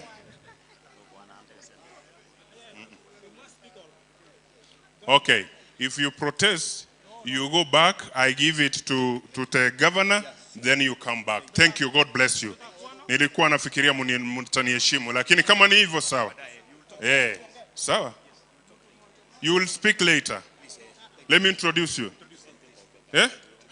You don't want. Chaneti Kumenda ndiye akoliye kirogo kyobo obo women rep Nyamira County. Chakrini. I'm not an MC. Thank you. Genda bano muikaranse ko yagumureri baga. Genda inu muikaranse ngo kwana more. Wait. Everybody who cannot give me instructions, kindly. So watu arama skani watu yabango introduce kwana one word. Biamono umo speak itu. Your Excellencies, starting from our Governor Nyaribo, Simbarat wa Kisii County, Ole Ntutu wa Narok. Nimewasalimu amjambo nyote. Kwa majina mimi naitwa Dr. Janet Komenda Ondieki.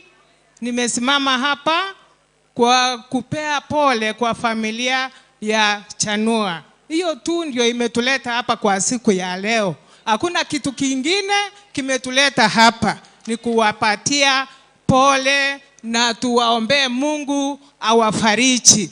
Mimi nilisimama kiti ya wanaume hapa North Mogirango. Acha niwaambie, wanaume ni wagumu sana kwa kupea wamama kiti. Sasa ndio maana nimesema ile maneno yote nasemanga kwa radio, kuchunga watoto, kuchunga wamama. Wacha niende kule parliament kama mama women rep wa Nyamira County 2027. Kitu ingine nasema moja tu peke yake. Nyota imekuja hapa Kisii yetu.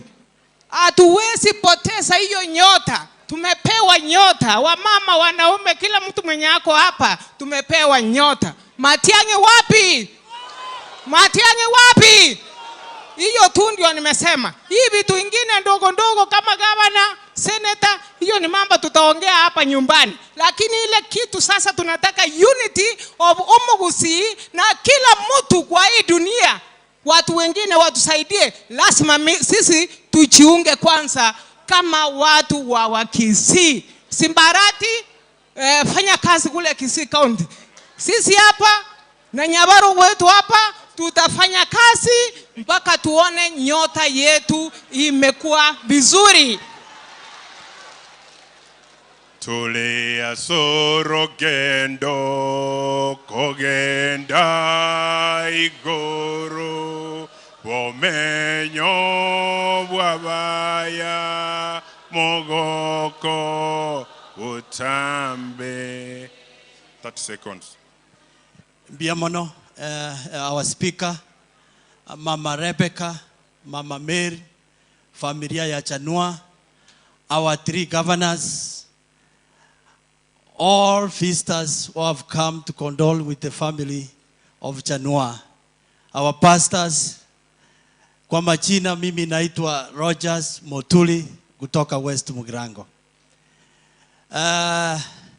Nataka kuambia ndugu yangu Chanua Walter, wakati Walter alikuwa mtoto, alikuwa kijana kidogo, babangu alikuwa na petrol station, na siku hiyo Walter alikuwa anaishi mahali anaitwa Bogichora. Alikuwa anakuja na kachupa kadogo, anakuja na muwekea mafuta.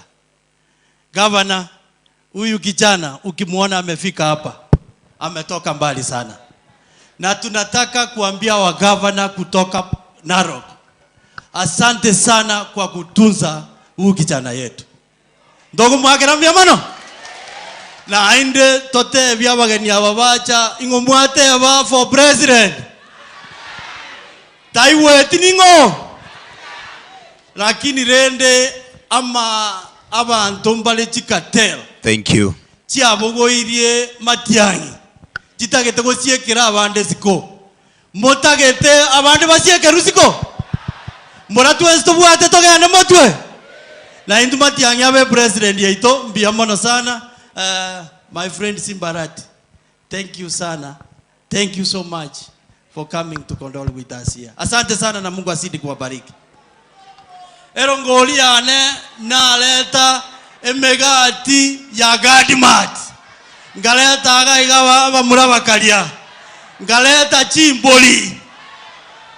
Elintaleta. Lakini na lero tingo tiema rongevere.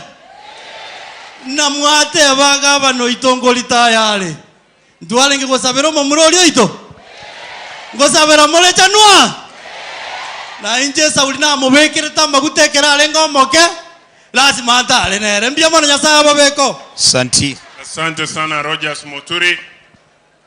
Huyu mungwana ni aspiring governor wa huku kwetu. One word. Thank you, Speaker. I want to be as brief as possible. Your Excellency, I appreciate your presence and I also want to take this opportunity nilete pole yangu kwa familia ya Chanua, kuanzia Mama Rebecca, Mama Mary, tukuje watoto wake kina Sara, tuende Francis, Jared, Edna, Kelvin na hao wengine wote. Nataka kuambia pole kwa kupoteza baba mwenye alikuwa ni anashika familia vizuri kabisa. Kwa majina ni Densford Maendo Daktari. I'm a lecturer Kisii University. Na mimi nimemezea hii kiti ya ugavana. Na niko na agenda 5. Asanti sana. Asanti sana. Endelea. Hata huyu kijana mwenye mnasema tu support yeye peke yake hataweza county. Hii county tutashirikiana watu wote. Huyu Chanua pia akuwe ndani, akikuja huko kwetu lazima asikizwe. Na mimi nikikuja Kerenyo naomba mnisikize. Jambo la mwisho.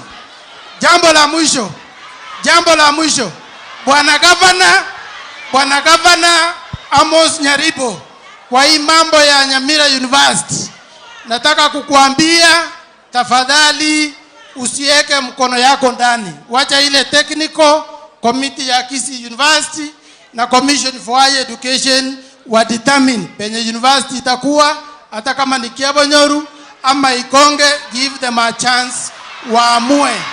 Niliongea na Steve Mogaka, tukamaliza hiyo mambo na tunaomba hiyo mambo iendelee vizuri vile tunataka. Thank you so much. Mimi niko, munipende, musinipende nitakuwa. Kai. Asante. God is good. Asante. Hello. Biamono. Okoraga igaja nuanga chinguru estima. Waja nichukue fursa hii pia mimi niseme shukran sana kwa Your Excellency Ole Ntutu kwa kumtunza kijana wetu kama kijana wako na kumlinda. Mungu akubariki na uzidi kumtunza, tukiomba Mungu amnyoshee mkono. Ya pili, wacha nichukue fursa hii kwa miapa wale wote watu wetu bali baikirire omwana oyo Chanua gose familia ya Chanua banyorira akagena kengoko babekire munu mtebe pora ase Chanua ase balia banyorira obokongu obekire okoboko mtebe poleni sana kwa miapa yao watu wote. Kwa wale watu kupitia kwa familia ya Chanua mumepata barua ya shule ya mtoto kuenda shule, kwa miapa yenu naambia hii familia poleni. Na kwa miapa kwa watu wote wa Ekerenyo na watu wa North Mogirango nasema poleni kwa familia. Abaibuli baito poleni. Nyasaba sisenie iginto nagunduire gyoka mwako minto Nyaribo. Utaje tiobu atebo kwa mwaka muraka akagigitebu. Utaje tiobu ate ekaraba segosali. Janu anchu ngora abaga kambale bosio. Via mono lakini tunakuombea. That's what we need. Talibotogo saba omwana bwo monto kaso kirenya za mosesenie. Mbarenga mogo teba na ichenga nyasa sesenie familia ye. Kwa mheshimiwa Joana, karibu sana. Hapa ni North Mogirango. Na mbunge wangu ni nguvu kubwa. Lakini leo unajua alikuwa mkutano Naivasha.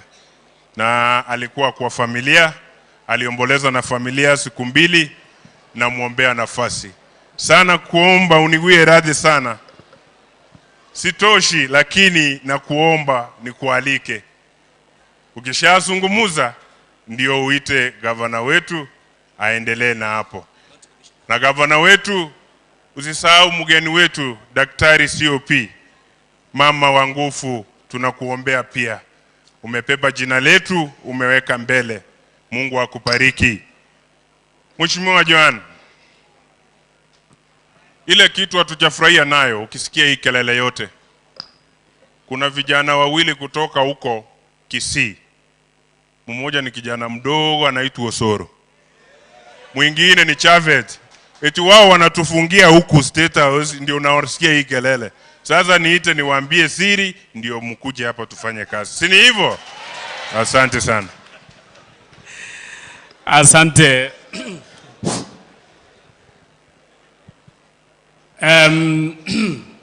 Familia ya mzee wetu ambaye tumekuja kumsindikiza leo,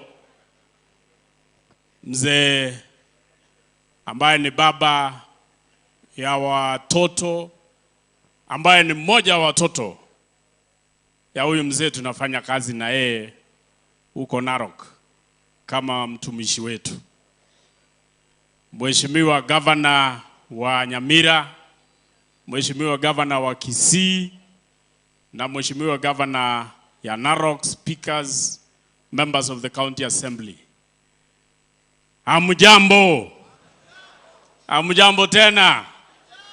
Bwana asifiwe. Bwairire. Unajua mimi ninatoka tu hapa, sio mbali sana. Watu wakisema mimi ni mtu ya Narok, ni hapa Murwadi Kirtuni imepakana na Nyamira na Kisii hapa Ulmelil. Na ni sisi ni mandugu. Kwa hivyo andaka niseme nimekuja hapa siku ya leo nikiandamana na ndugu zetu kutoka Narok, tukuje tuomboleze mzee na kusindikiza yeye, na pia kushukuru Mwenyezi Mungu kwa sababu alitupea kwa hii muda yote mpaka ametuzalia watoto ambao wameleta maana kwa communities, kwa counties na kwa nchi yetu kwa ujumla. Mimi nasema hivyo kwa sababu huyu ndugu yetu ambaye anafanya Narok ni mtu mwenye ametusaidia sana kwa muda mrefu. Sio hata kwa wakati huu ambaye tulikuja sio ati kwa sababu ya hii uchaguzi yenye tulifanya juzi. Mwenye gavana yetu Patrick Ndutu amechukua ushukani. Amekuwa akitusaidia Narok. Na huyu hata nashangaa bado mnamtambua hapa. Nashangaa sana. Kwa sababu alikuja Narok, yani when he was a nobody. And I believe amekaa Narok kuanzia ile yenye walikuwa wanasema real hustler. Akapanda na akapanda cheo na akasoma na akapanda cheo mpaka saa hii Narok. Huyu akiamuka Narok governor atatetemesha dunia hiyo yote. Kwa hivyo mimi nashangaa, sijui kama nyinyi mnamjua venye tunamjua Narok. Mnamjua huyu kweli? Mnajua ile kazi anafanya? Mulisikia juzi Narok County was rated as number 1 kwa mambo ya collection ya revenue. Yani ameleta ile ujasiri yake kutusaidia Narok mpaka tukashinda Nyamira. Mpaka tukashinda Arati. Huyo kijana msipojua jinsi ya kumtumia, shauri yenu. Shauri yenu. Yeye ni mchapakazi, yeye ako na akili. Ile hata tumeshangaa. Kwa hivyo ndugu yetu, tumekuja kusimama na wewe kama marafiki zako wa Narok, na ujue ya kwamba sisi wakati unalia tutalia na wewe, wakati uko na furaha tutafurahi na wewe. Ile kitu utauliza dunia hii, sisi kama ingekuwa uwezo wetu watu ya Narok tungekupea. Lakini kwa sababu wewe ni mtoto ya Nyamira, ukiongelesha hawa watu kenye unataka kuomba wakukataze kuja Narok, tutakupea. Wakikupea tutakuja kusherekea na wewe. Wakikuzungusha kidogo, ita sisi hapa, tutakuja ongelesha hawa, tuambie CV yako venye iko kuanzia wakati ile ulikuja Narok kama mtu ya kufagia mpaka saa hii wewe ni mtu ya maana sana. Kwa hivyo ndugu yetu, tutasimama na wewe. Na ninajua watu ya Nyamira ni watu wazuri sana. Ni watu wazuri sana. Unajua sisi wa Kipsigis clans yetu nusu. Clans yetu nusu. ni wa Kisii tu. Ni wa Kisii tu. So mimi nikiwa hapa, mimi ni mtoto ya Kisii. Mimi ni mtoto wenu. Si mnajua klans yenu mingi mlitupea huko? Kama Mabasi, kama Basi. Kama Bechere, kama hiyo yote mingi, karibu nusu yote ni yenu. So sisi ni watu moja. Na nimefurahi tumekuja hapa na tumeshukuru mzee angaye tunamsindikiza. Tunamshukuru kwa sababu ametupea watu wenye wako na ujasiri mwingi sana. Tunaendelea kuombea, tutazidi kuwaombea na tutazidi kusaidiana pamoja. Otherwise mimi sitaki niseme mingi. Mimi nimeona tu maneno mingi hapa na nimefurahi. Nyinyi ni watu tumefanya kazi pamoja. Nimesikia maneno yenu kwa niaba ya serikali kuu, nimesikia na mimi nitachukua risala. Kwa hizi miaka 2-3 yenye imebaki, tutahakikisha kwamba rais amekuja kufanyia kazi watu ya Nyamira na Kisii kama vile walimchagua. Na tutahakikisha kwamba amewatendea kama vile mlimchagua. Tunajua aliwapea waziri na tunajua bado hamujaridhika vizuri. Si ni ukweli? Lakini kwa hii yenye inakuja ya ma-PSS, kuna interview imefanywa na tunaamini ya kwamba hii area yenu hii pia itaangaliwa. So that wakati tunaenda hapo mbele, nyinyi mnashirikiana na serikali, mkifanya kazi pamoja, so that hata ikifika hapo mbele, mtoe uamuzi kenye mnatoa, lakini kwanza raia wafanyiwe kazi. Kweli ama si kweli? Unajua mimi nikiwa kijana mdogo, nikiwania kiti ya Kilgoris kwa wakati moja, nilisimama na chama cha mzee Simon Nyachae ambaye ilikuwa Ford People, na mimi nilikuwa rafiki ya Kones. Kwa hivyo sisi tumekuwa marafiki, na nimesikia kwa umbali anga iko karibu sana na nusa mmesema kuna kingpin yenu pia ameamuka hapa, na tumesikia hiyo sauti, tumesikia na tunamjua. Anga alinifunga kidogo, lakini hiyo ilikuwa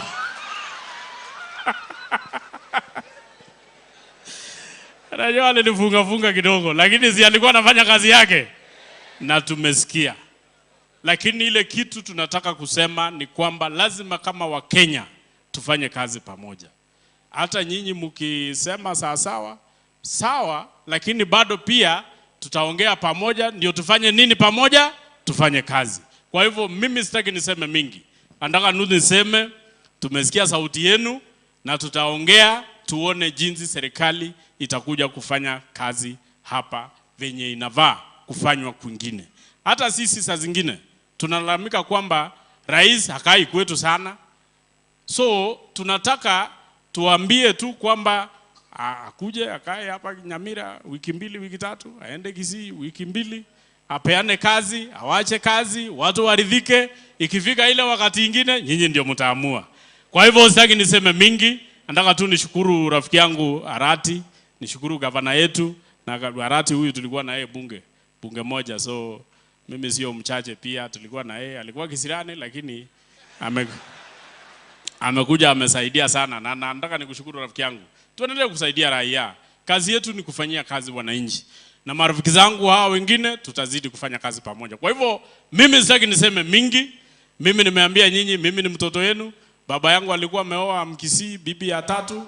Anga alitoroka baadaye, lakini kuna kijana yetu bado naendelea kutafuta. Kuna kijana yetu alikuja nayo, naendelea kutafuta na nimeona sura hapa. Leo tutaongea. Kwa hivyo nataka nichukue nafasi hii nimwamushe County Commissioner ndiye akuja amushe gavana wetu. Karibu County Commissioner. Karibu sana. Karibu sana. Asanteni, Mungu awabariki. Tumekuja pia kama Narok, tutaangalia maslahi. Asante, karibu County Commissioner. Karibu sana. Thank you so much, Mheshimiwa. Our Excellencies, the Governor Nyamira, the Governor Kisii, and the Governor Narok. Viongozi wote wale mko hapa, waheshimiwa wote na waheshimiwa watarajia, familia ya Mzee Peter Chanua wakiongozwa na Mama Rebecca, Mama Mary, pamoja na familia yote, ndugu na dada, hamjambo. Bwana Yesu asifiwe. Mimi kwanza naleta rambirambi zangu. Nilikuwa nimetembelea familia hapo awali. Mzee ni mzee ambaye alijulikana kiofisi kama watawala. Tunamjua kama mzee wa busara, mzee ambaye alipenda maendeleo, mzee ambaye alipenda kuunganisha, mzee ambaye hakuwa anasumbua ofisi na ambaye alisaidia katika maendeleo mengi. Hata mkiangalia familia vile ameiweka, kwa kweli ameacha historia nzuri. Kile ambacho tunafaa kufanya kwa heshima yake ni kufuatilia na kujiuliza kama sisi tunaweza kuacha legacy kama ile mzee ameacha. Ningependa kuwafariji wale wote walimjua na niombe Mungu awafariji wakati huu wa majonzi. Yangu si mengi sana, lakini labda kuna moja mbili nitataja kwa sababu kunayo nimesikia mkisema, na mimi ninajua mimi ni custodian wa mambo ya serikali, nafanyia serikali kazi, na labda kuna wakati tunasema hatujapata, pia kuna mengine tunafaa tuseme kile tumepata, si ndio? Sio ni sawa? Kama pale Sironga kuna industrial park inajengwa pale ya Valley Addition. Hiyo ni ya serikali yenu. Niseme tu jambo kidogo.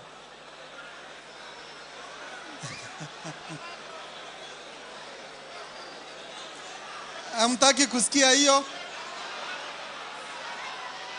Haya, nipeni masikio basi nimalizie. Nipeni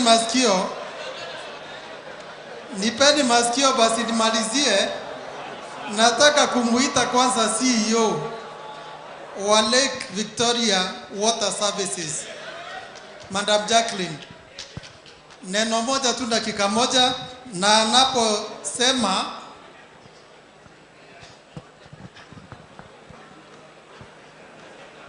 pia Mheshimiwa Njara Ndongwae awa anajitayarisha. The family, the Chanua family, Walter, my neighbor, Excellence Governors, abantu ba Mintombi pia mole naende. Mimi nimekuja hapa kukupatia pole Walter pamoja na familia yako. Nekeranye keroro lakini tiganya saba oboremu.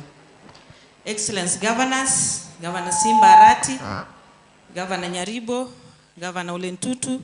These are my 3 governors. Niko na projects kwa kaunti zenu zote.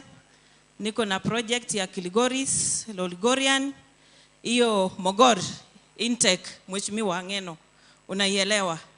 So mkiwa hapa pia ninafurahi sana. Mimi naitwa Jacqueline Kemunto.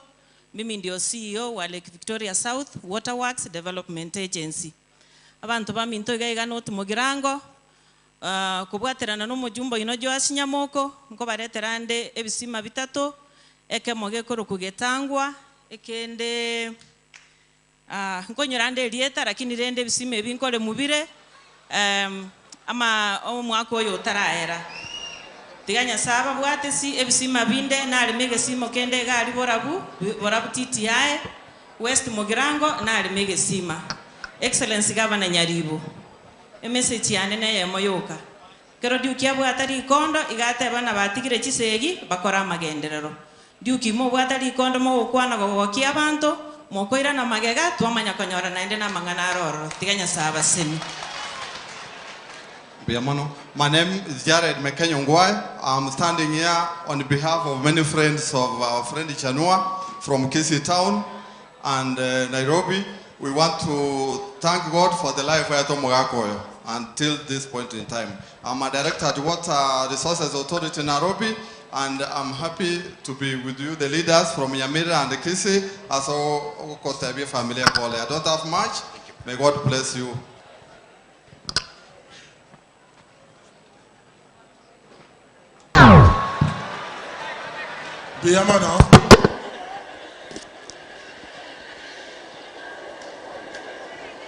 Biamono. Ase njoji gavana cheito nkonda chire sabaria.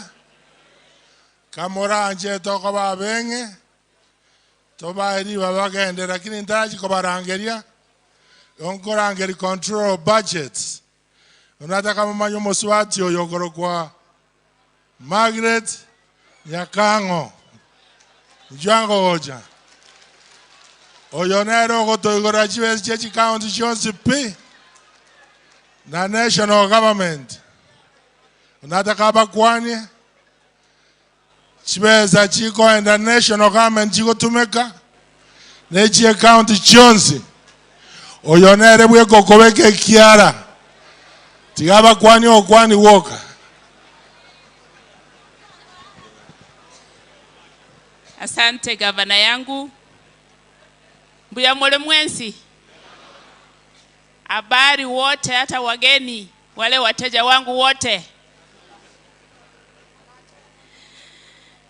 Kazi yangu ni kuhudumia nyinyi wote. Wengine wanafikiri nafanyia counties. Hapana. I serve both the national government and the counties. Na kazi yangu ni kuhakikisha each of those levels wanafuata sheria. Wote. Lakini nikiwa hapa nataka kuleta rambirambi zangu. Mimi na mzee tuko hapa, mzee wangu mwenye jina ako hapa katikati.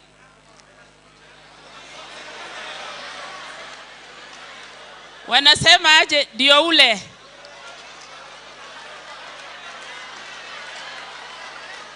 Watu wanataka kumuona.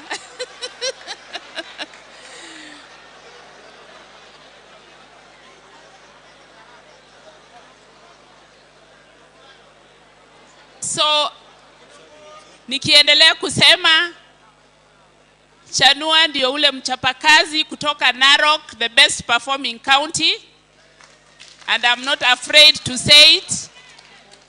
They are number 1 in development. They are number 1 in revenue collection. Na hizo ni figures niko nazo kwa report zinaonekana. Sio rumors. Kwa hivyo na washukuru kabisa vile tena wametupa heshima ya kufika hapa kutoa rambirambi za baba wa Chanua wa Walter.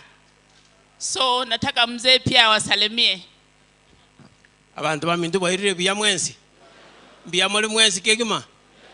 Yangu tu ni kutoa rambirambi kwa jamii ya Chanua. Ekero omugaka siriro mochio bwoba na obogo chotari boke.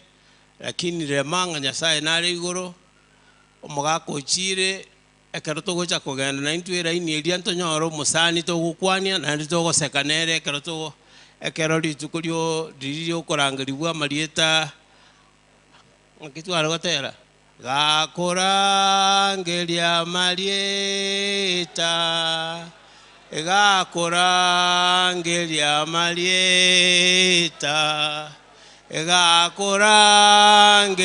marieta Egakorangeria marieta nimbeo. Biamono, thank you. Asante sana. Egento kende ndarakora governor. Abangina baewe amabaga. Abagusimu abeira abangitia sabangina. Mwabangina amabaga na baruba kolegasi mwaro diregasi na batogokora. Mbuya mono governor. Asante sana. Kabla sijaita Simba Arati kubali rambirambi yangu kwa kupoteza mzee Peter Chanua. Huyo kijana Chanua nimesikia ameongea mzuri, amesifiwa, lakini akuje nimshike mkono anifuate.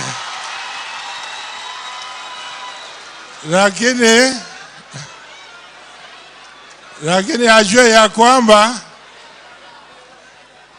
kwa sababu ni muyang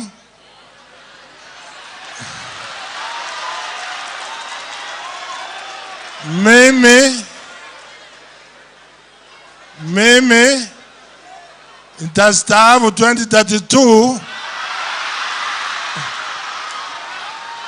Kwa hivyo nitamuonyesha vile ya kuingia ndani, kwa sababu ni ndugu yangu, kwa sababu ango yake yule Mesa, ango yake Mesa ndiye alinifunza agriculture tukiwa primary mpaka nikakuwa chairman ya 4K Club Nyamira Division. Aye. 2032. Asante.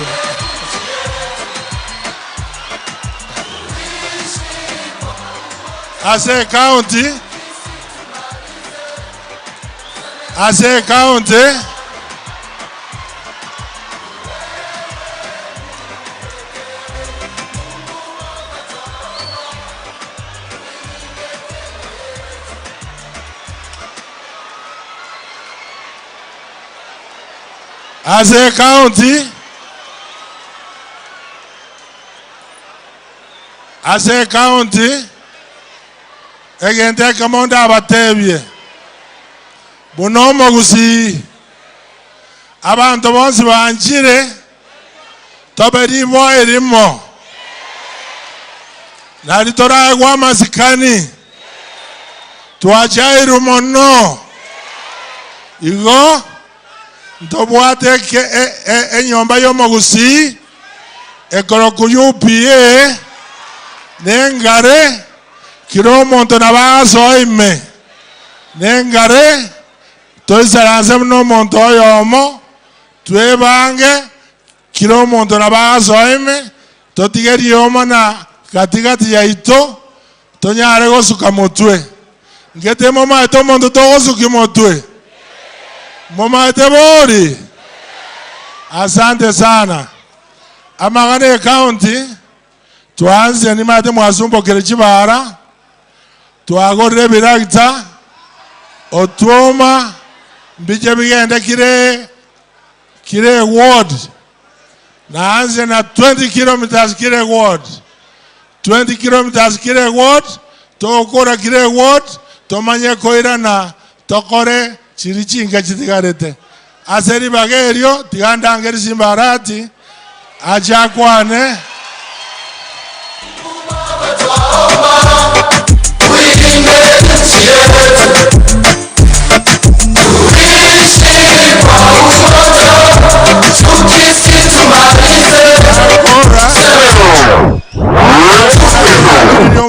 Mogaba no Narok. Asante.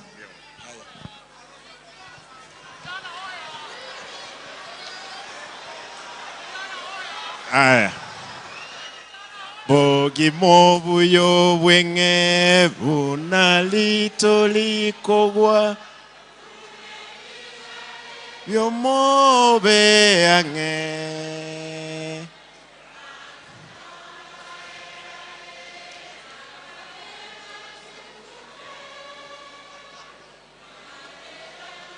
Erale obe ange obe ange obe ange Yesu gakurangeria obe ange Margi madar tsenze bibe Yesierina yesiekwe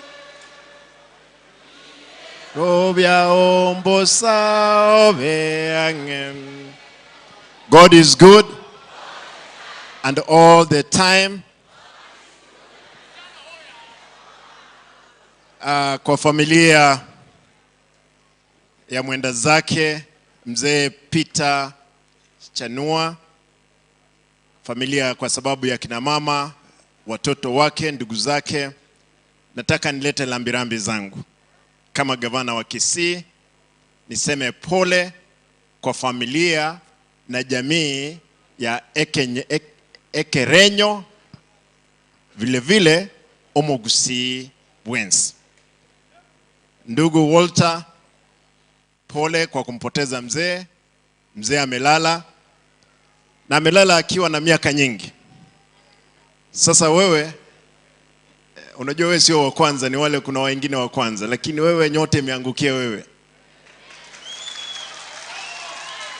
Na kwa sababu nyote inaonekana kwenu na kwako, nataka niseme kwamba mimi nimekuja kama gavana wa Kisii, vile vile msemaji wa Omo Gusii, kuleta rambirambi zangu hapa Nyamira. Nitakuwa mfupi sana, na mtanikubalia nitaongea Kiswahili kidogo ndiposa niongee Ekegusii. Kwanza, ndugu yangu Ntutu, tulikuwa na wewe na katika bunge la 12 tukakuwa pamoja na Ng'eno. Ng'eno huyu ni kijana mdogo, alioa juzi. Mimi nilikuwa naona harusi yake hapa juzi. Tuliruka na ndege na baba Raila Amolo Odinga tukaingia katika harusi yake juzi. Hawa ni majirani wazuri sana. Mheshimiwa Ntutu, nataka tushukuru kwa sababu ya kupea kijana yetu kazi. Na natasema kwamba 30% ile sheria inakubali. Naona kwamba wewe umeafikia.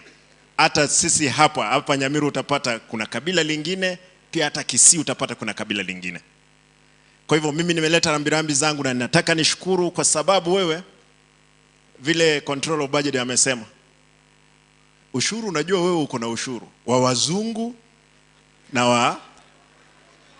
wa Masai. Kwa hivyo wewe uko mbele yetu, na sisi tunaendelea kwamba tutafanya kazi kuhakikisha kwamba tumefanya maendeleo katika taifa letu. Pili, nataka niseme sisi kama jamii, ama hii nitaongea kwa Ekegusii, lakini nataka niseme hivi.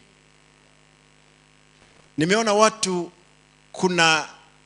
wacha niulize, Secretary General wa chama chochote katika dunia hii ndio anakuanga msemaji rasmi wa vyama.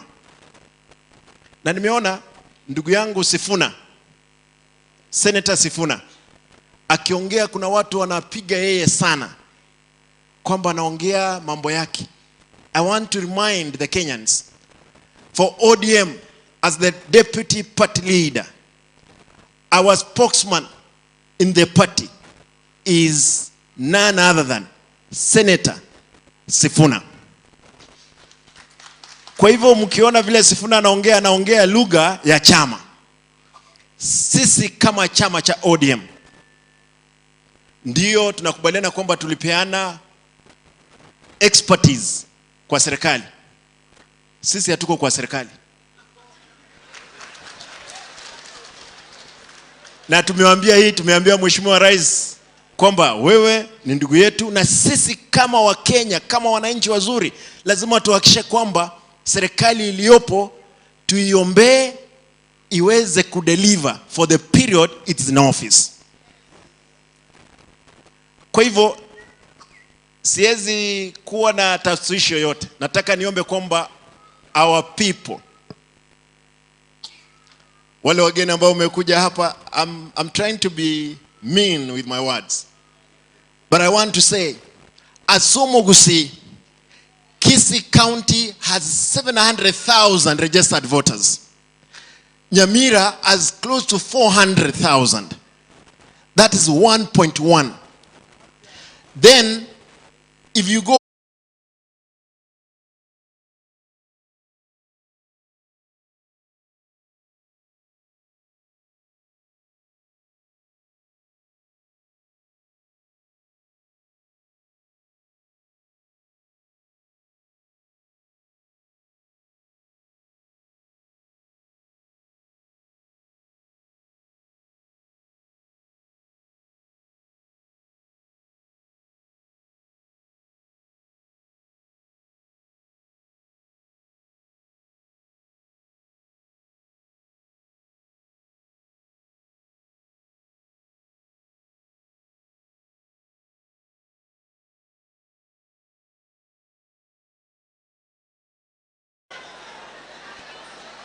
Mtoiwana ine igangondoro soko bungato iwananire. I've seen kila mtu ameweka mkono juu. Totale mnabantu abamo. Njengo te baras mansabe myaka ya ne 10 amanganande wechu motu nyasaye okortek. Mayet esibono lazima toleta abantu baito amo ne chinguru chons. Around here onde bwenzi okole echiche obolebi ekero kie kwere muntu onde bwenzi oraro sia maru.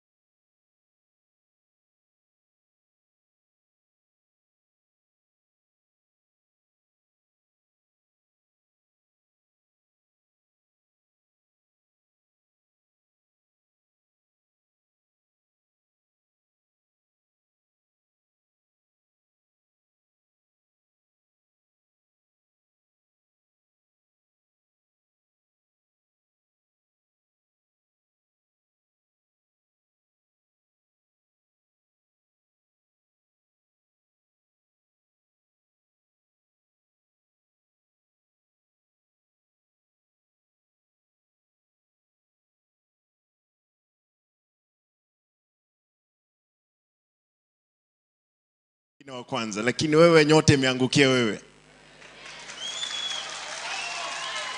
Na kwa sababu nyote inaonekana kwenu na kwako, nataka niseme kwamba mimi nimekuja kama gavana wa Kisii, vile vile msemaji wa Omo Gusii, kuleta rambirambi zangu hapa Nyamira. Nitakuwa mfupi sana na mtanikubalia nitaongea Kiswahili kidogo ndiposa niongee Ekegusii. Kwanza ndugu yangu Ntutu, tulikuwa na wewe na katika bunge la 12 tukakuwa pamoja na Ngeno huyu ni kijana mdogo alioa juzi. Mimi nilikuwa naona harusi yake hapa juzi. Tuliruka na ndege na baba Raila Amolo Odinga tukaingia katika harusi yake juzi. Hawa ni majirani wazuri sana. Mheshimiwa Ntutu, nataka tushukuru kwa sababu ya kupea kijana yetu kazi. Na natasema kwamba 30% ile sheria inakubali. Naona kwamba wewe umeafikia. Hata sisi hapa Nyamiru utapata kuna kabila lingine, pia hata Kisii utapata kuna kabila lingine. Kwa hivyo mimi nimeleta rambirambi zangu na nataka nishukuru kwa sababu wewe vile control of budget amesema. Ushuru, unajua wewe uko na ushuru wa wazungu na wa Masai. Kwa hivyo wewe uko mbele yetu na sisi tunaendelea kwamba tutafanya kazi kuhakikisha kwamba tumefanya maendeleo katika taifa letu. Pili, nataka niseme sisi kama jamii, ama hii nitaongea kwa Ekegusii, lakini nataka niseme hivi. Nimeona watu wacha niulize, Secretary General wa chama chochote katika dunia hii ndio anakuanga msemaji rasmi wa vyama. Na nimeona ndugu yangu Sifuna, Senator Sifuna, akiongea kuna watu wanapiga yeye sana kwamba anaongea mambo yake. I want to remind the Kenyans, for ODM as the deputy party leader, our spokesman in the party is none other than Senator Sifuna. Kwa hivyo mkiona vile Sifuna anaongea lugha ya chama. Sisi kama chama cha ODM ndio tunakubaliana kwamba tulipeana expertise kwa serikali. Sisi hatuko kwa serikali. Na tumeambia Mheshimiwa Rais kwamba wewe ni ndugu yetu, na sisi kama Wakenya, kama wananchi wazuri, lazima tuhakikishe kwamba serikali iliyopo tuiombee iweze kudeliver for the period it's in office. Kwa hivyo siwezi kuwa na tashwishi yoyote. Nataka niombe kwamba our people, wale wageni ambao wamekuja hapa, I'm trying to be mean with my words, but I want to say, as Somogusi, Kisii County has 700,000 registered voters. Nyamira has close to 400,000. That is 1.1. Then, if you go out, Nairobi alone has 250,000. If you check across the country, we can add close to 500,000. I'm determined as the spokesperson of Omogusi to bring our people together by making sure Kisii registers voters 1 million. Nyamira, they have to do 600,000. For the diaspora, 500,000. That's a total of 2.1 million. Kwa hivyo tunataka tuombe tafadhali, kwa sababu tumechezewa sisi kama jamii ya Omogusi. Watu hawatoshi mboga. Sisi kama jamii we have produced the mayor once wa Canada. We have produced a member of parliament, a lady from Nyamira here, Hilda, in the US. There is one also member of parliament from Nyamira here in Nakuru. I served as a member of parliament of Nairobi. This girl, mama, we are told nyinyi mko na kichwa ngumu kama Margaret Nyakango. Those are the kisses. Na mama, usiregesha kamba, kamata hapo. Hata kama ni mimi nikiwa na shida, ambia Simba hapana, hatuwezi enda pande hii. Chief Justice Maraga, mnakumbuka when he came to the office, sisi tunaamini misingi thabiti kuhakikisha kwamba nchi inaenda mbele. Na sisi tunajipanga. We know alone we cannot make it, but we'll be there on the table of negotiation, of leadership of this country. Abantu bamintu omuchando monene tobuate Nyamira emo registered around 400,000. Abantu bawake kura ni 200,000. Bosongo Kisii bare registered 700. Abantu bawake kura 1,400. Tiganda abate amangana ya marukaratiga. Inche nabe to mojumbe Odagoret North na ende Montegerebia emyaka 10 abaruya babwate chikura 39,000, abayikoyo 35, abagere 25, abagusi 14,000, abakamba 80,000, chikabire chinde 11. Ekeruki wakwe kura chintunda ibere nkoba naingi nambe mana 50,000 agento, lakini namba ibere nabatebi abayikoyo bange 35 ayenkobo muikoyo 35,000 enga kiyo wake kura muikoyo tayoko nyoro kwete tayole nyagitali tayole chera nyasaye okoibora nyagitari bonsi pe bawake kura ninkieke bena intwe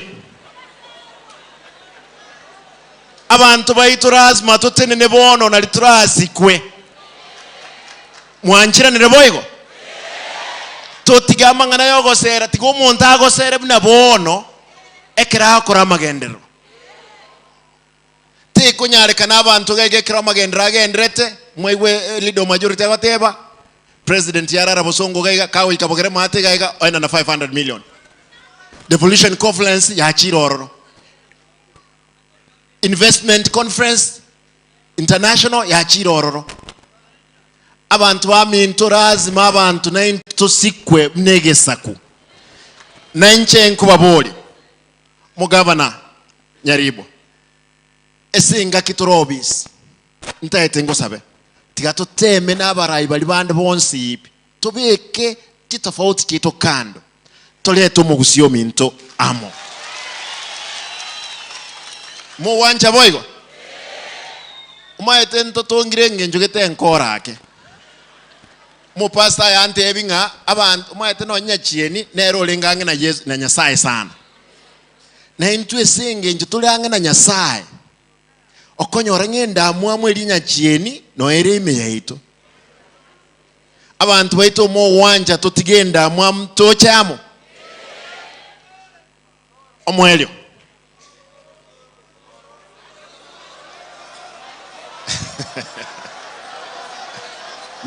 no mwana omoke biashara bya ndori kuana samatanga bna binebi ntebike ndori kuana lazima tobe serious ngaba kusi moisa ini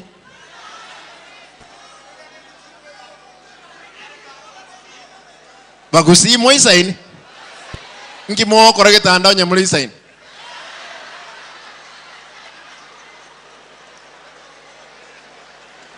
I want to promise my brother Ntutu, you as our neighbor, and especially the Kipsigis. Actually, the Kipsigis, you are assimilated with the Kalenjins, but you know you are Kisses. Hata wewe naona baba yako lazima akue Mkisi hapa. Mimi nataka niseme hivi. Tafadhali tushikane pamoja. We make sure we have delivered for the people. Mwisho mnikubalie niseme hili. Mama Nyakango, asante kwa sababu unajua alikuwa amesema hatuwezi peana bursaries.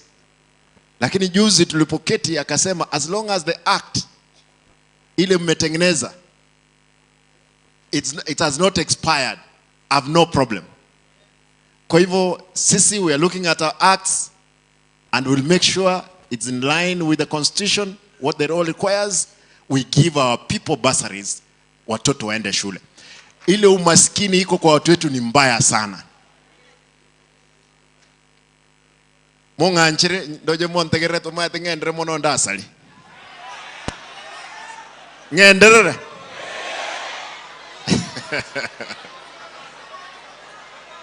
Tiganda ababolia. Omwana oito. Daktari Fred Matiang na Cortegas uta Cortegas. Ntu asigetu gose ntu asigetu.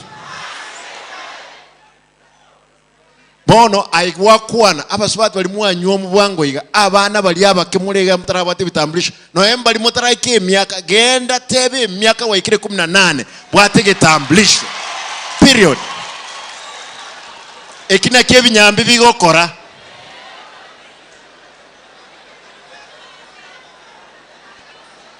ntoyiwana ine tigangondoro soko bunga toyiwana nire I've seen kila mtu ameweka mkono juu. Totale mnabantu abamo. Njengo te baras mansave myaka ya 10 amanganande go chimotu Nyasaye okortek. Mayet esibono lazima toleta abantu baito amo ne chinguru chons. Around here onde bwenzi okoreche obolebi ekero kie kwere muntu onde bwenzi orarosia maru ekero gie chikura okunganya kurusi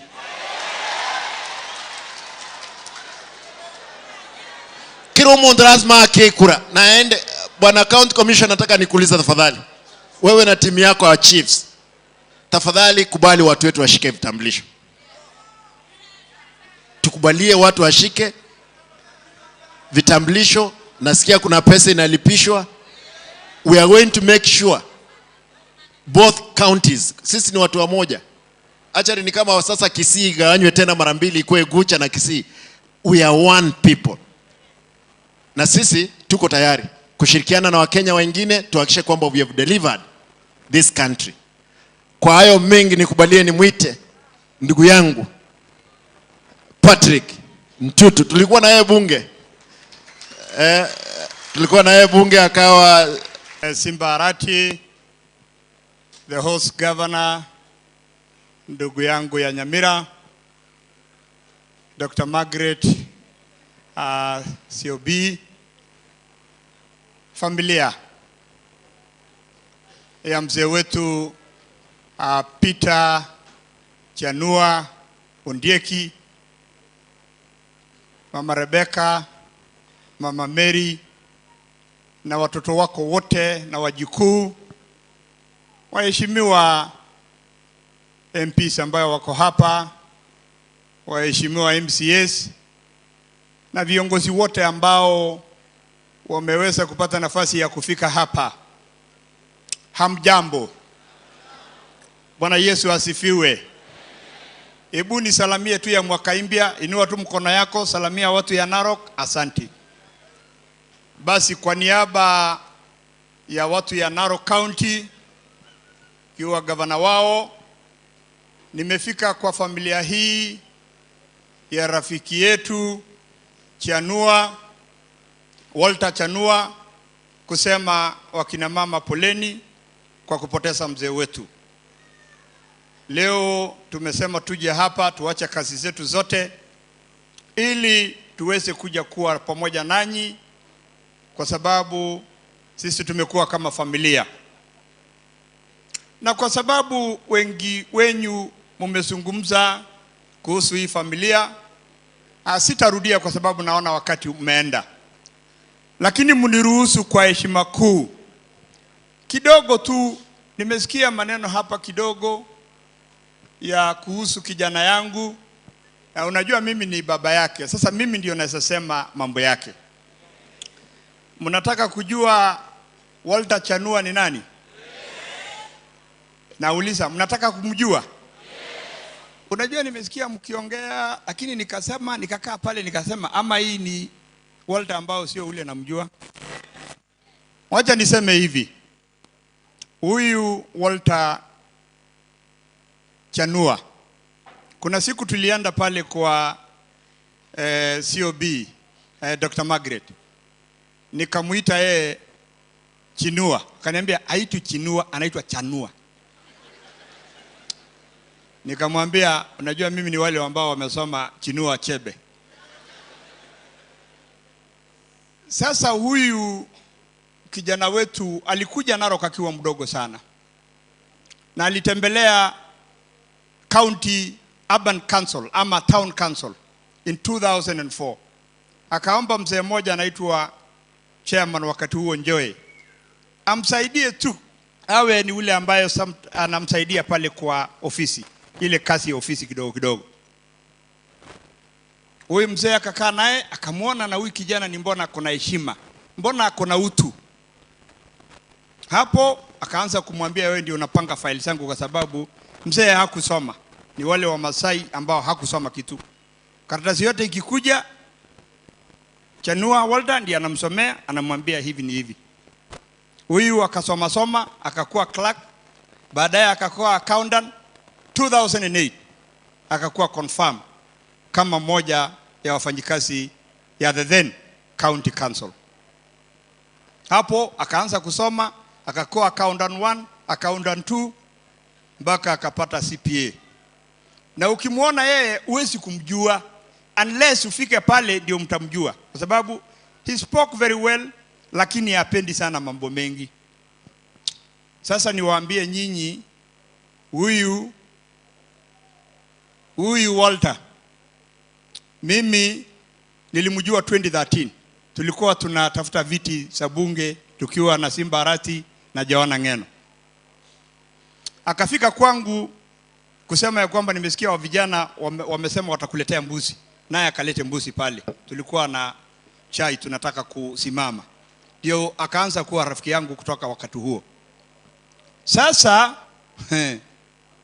Chinua ama Chanua nisirudie, na Margaret ako hapa, ya kwamba alipanda kutoka pale chini mpaka akakuja huko juu. Right now as we are speaking is the director of finance services. Anasimamia mambo ya finances pale kwa county government. Na kama vile Margaret amesema, kaunti yetu inajaribu sana, kwa sababu tuliona ya kwamba hakuna maendeleo unasafanya bila kuwa na pesa ya kufanyia maendeleo. Na nafikiri mlisikia akisema huyu Walter amechangia pali pakubwa sana kuwa number 1.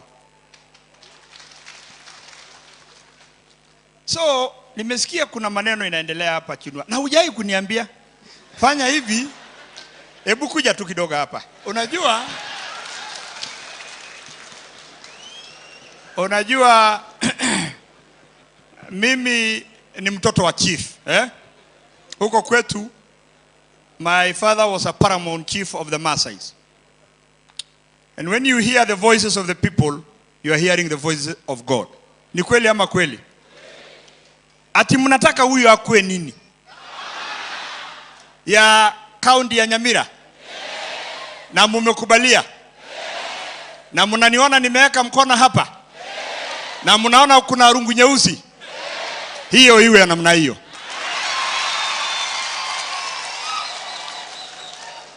And I want to tell you, my good brothers, the two governors, wakati mimi nimepatana na huyu kijana, amekuwa part and parcel of my family. Not even as a governor, but part and parcel of my family.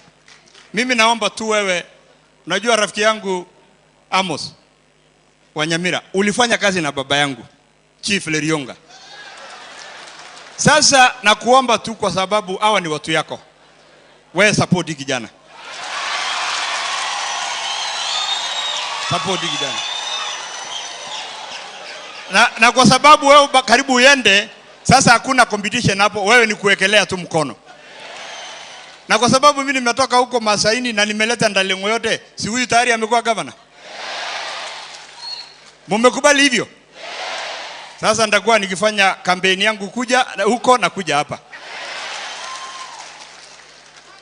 So, Walter, this one is like my son.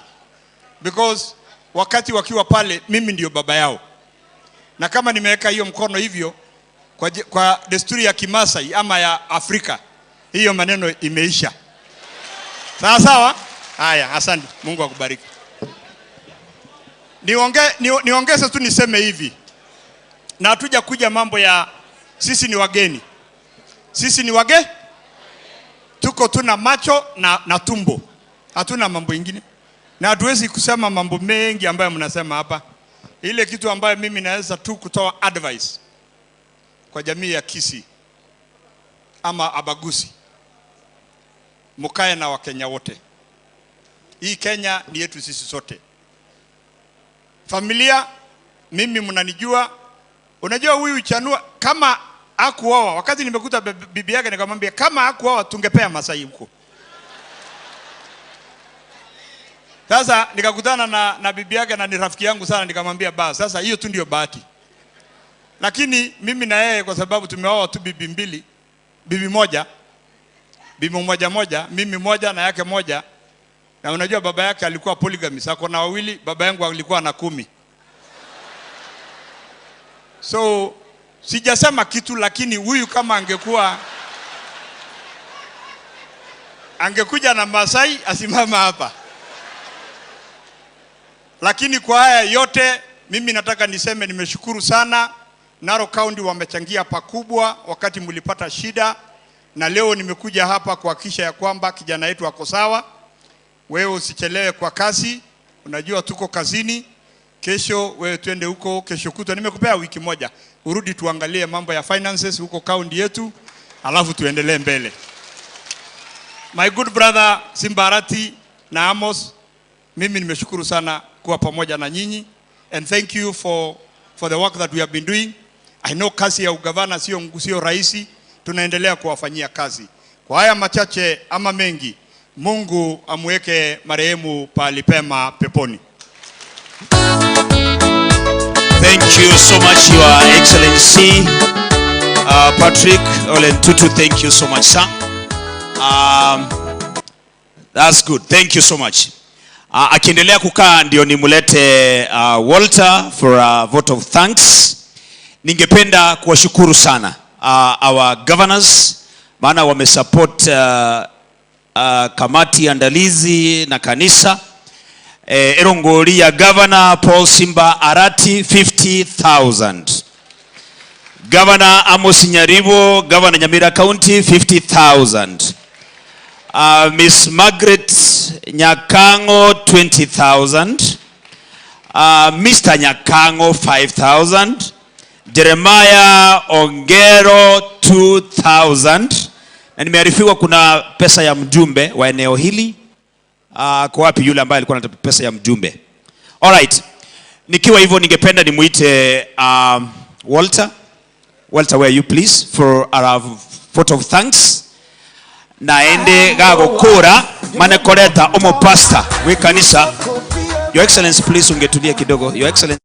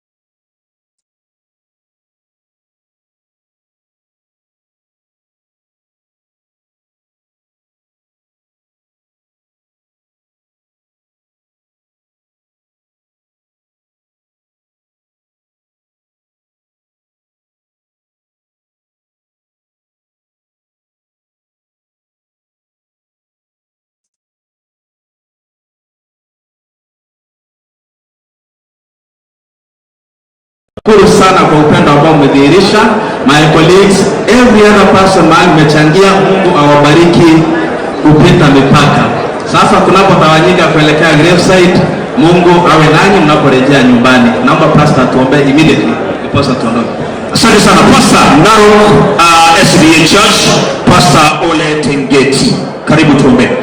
Kesa maskani gato sabe, tunaomba kanisa, tunaomba tafadhali. Tunaomba Baba wetu mtakatifu, jina lako litukuzwe jioni ya leo. Tumeshukuru kwa sababu umekuwa pamoja na sisi tangu tulipoanza kazi hii mpaka siku hii ya leo ambapo tunaenda kutamakiza. Tunaomba ya kwamba uweze kuwabariki wote waombolezaji wote ambao wamekuja sehemu hii, na Jehova Mungu uweze kuwafariji familia hii ya Chanua, wafariji wote ili kwamba waweze kukaa chini ya neema yako. Naomba ya kwamba wanapotembea na kusafiri nyumbani, wengine kazini, naomba ya kwamba uwape usafiri mwema, na jina lako litukuzwe leo na hata milele. Kwa jina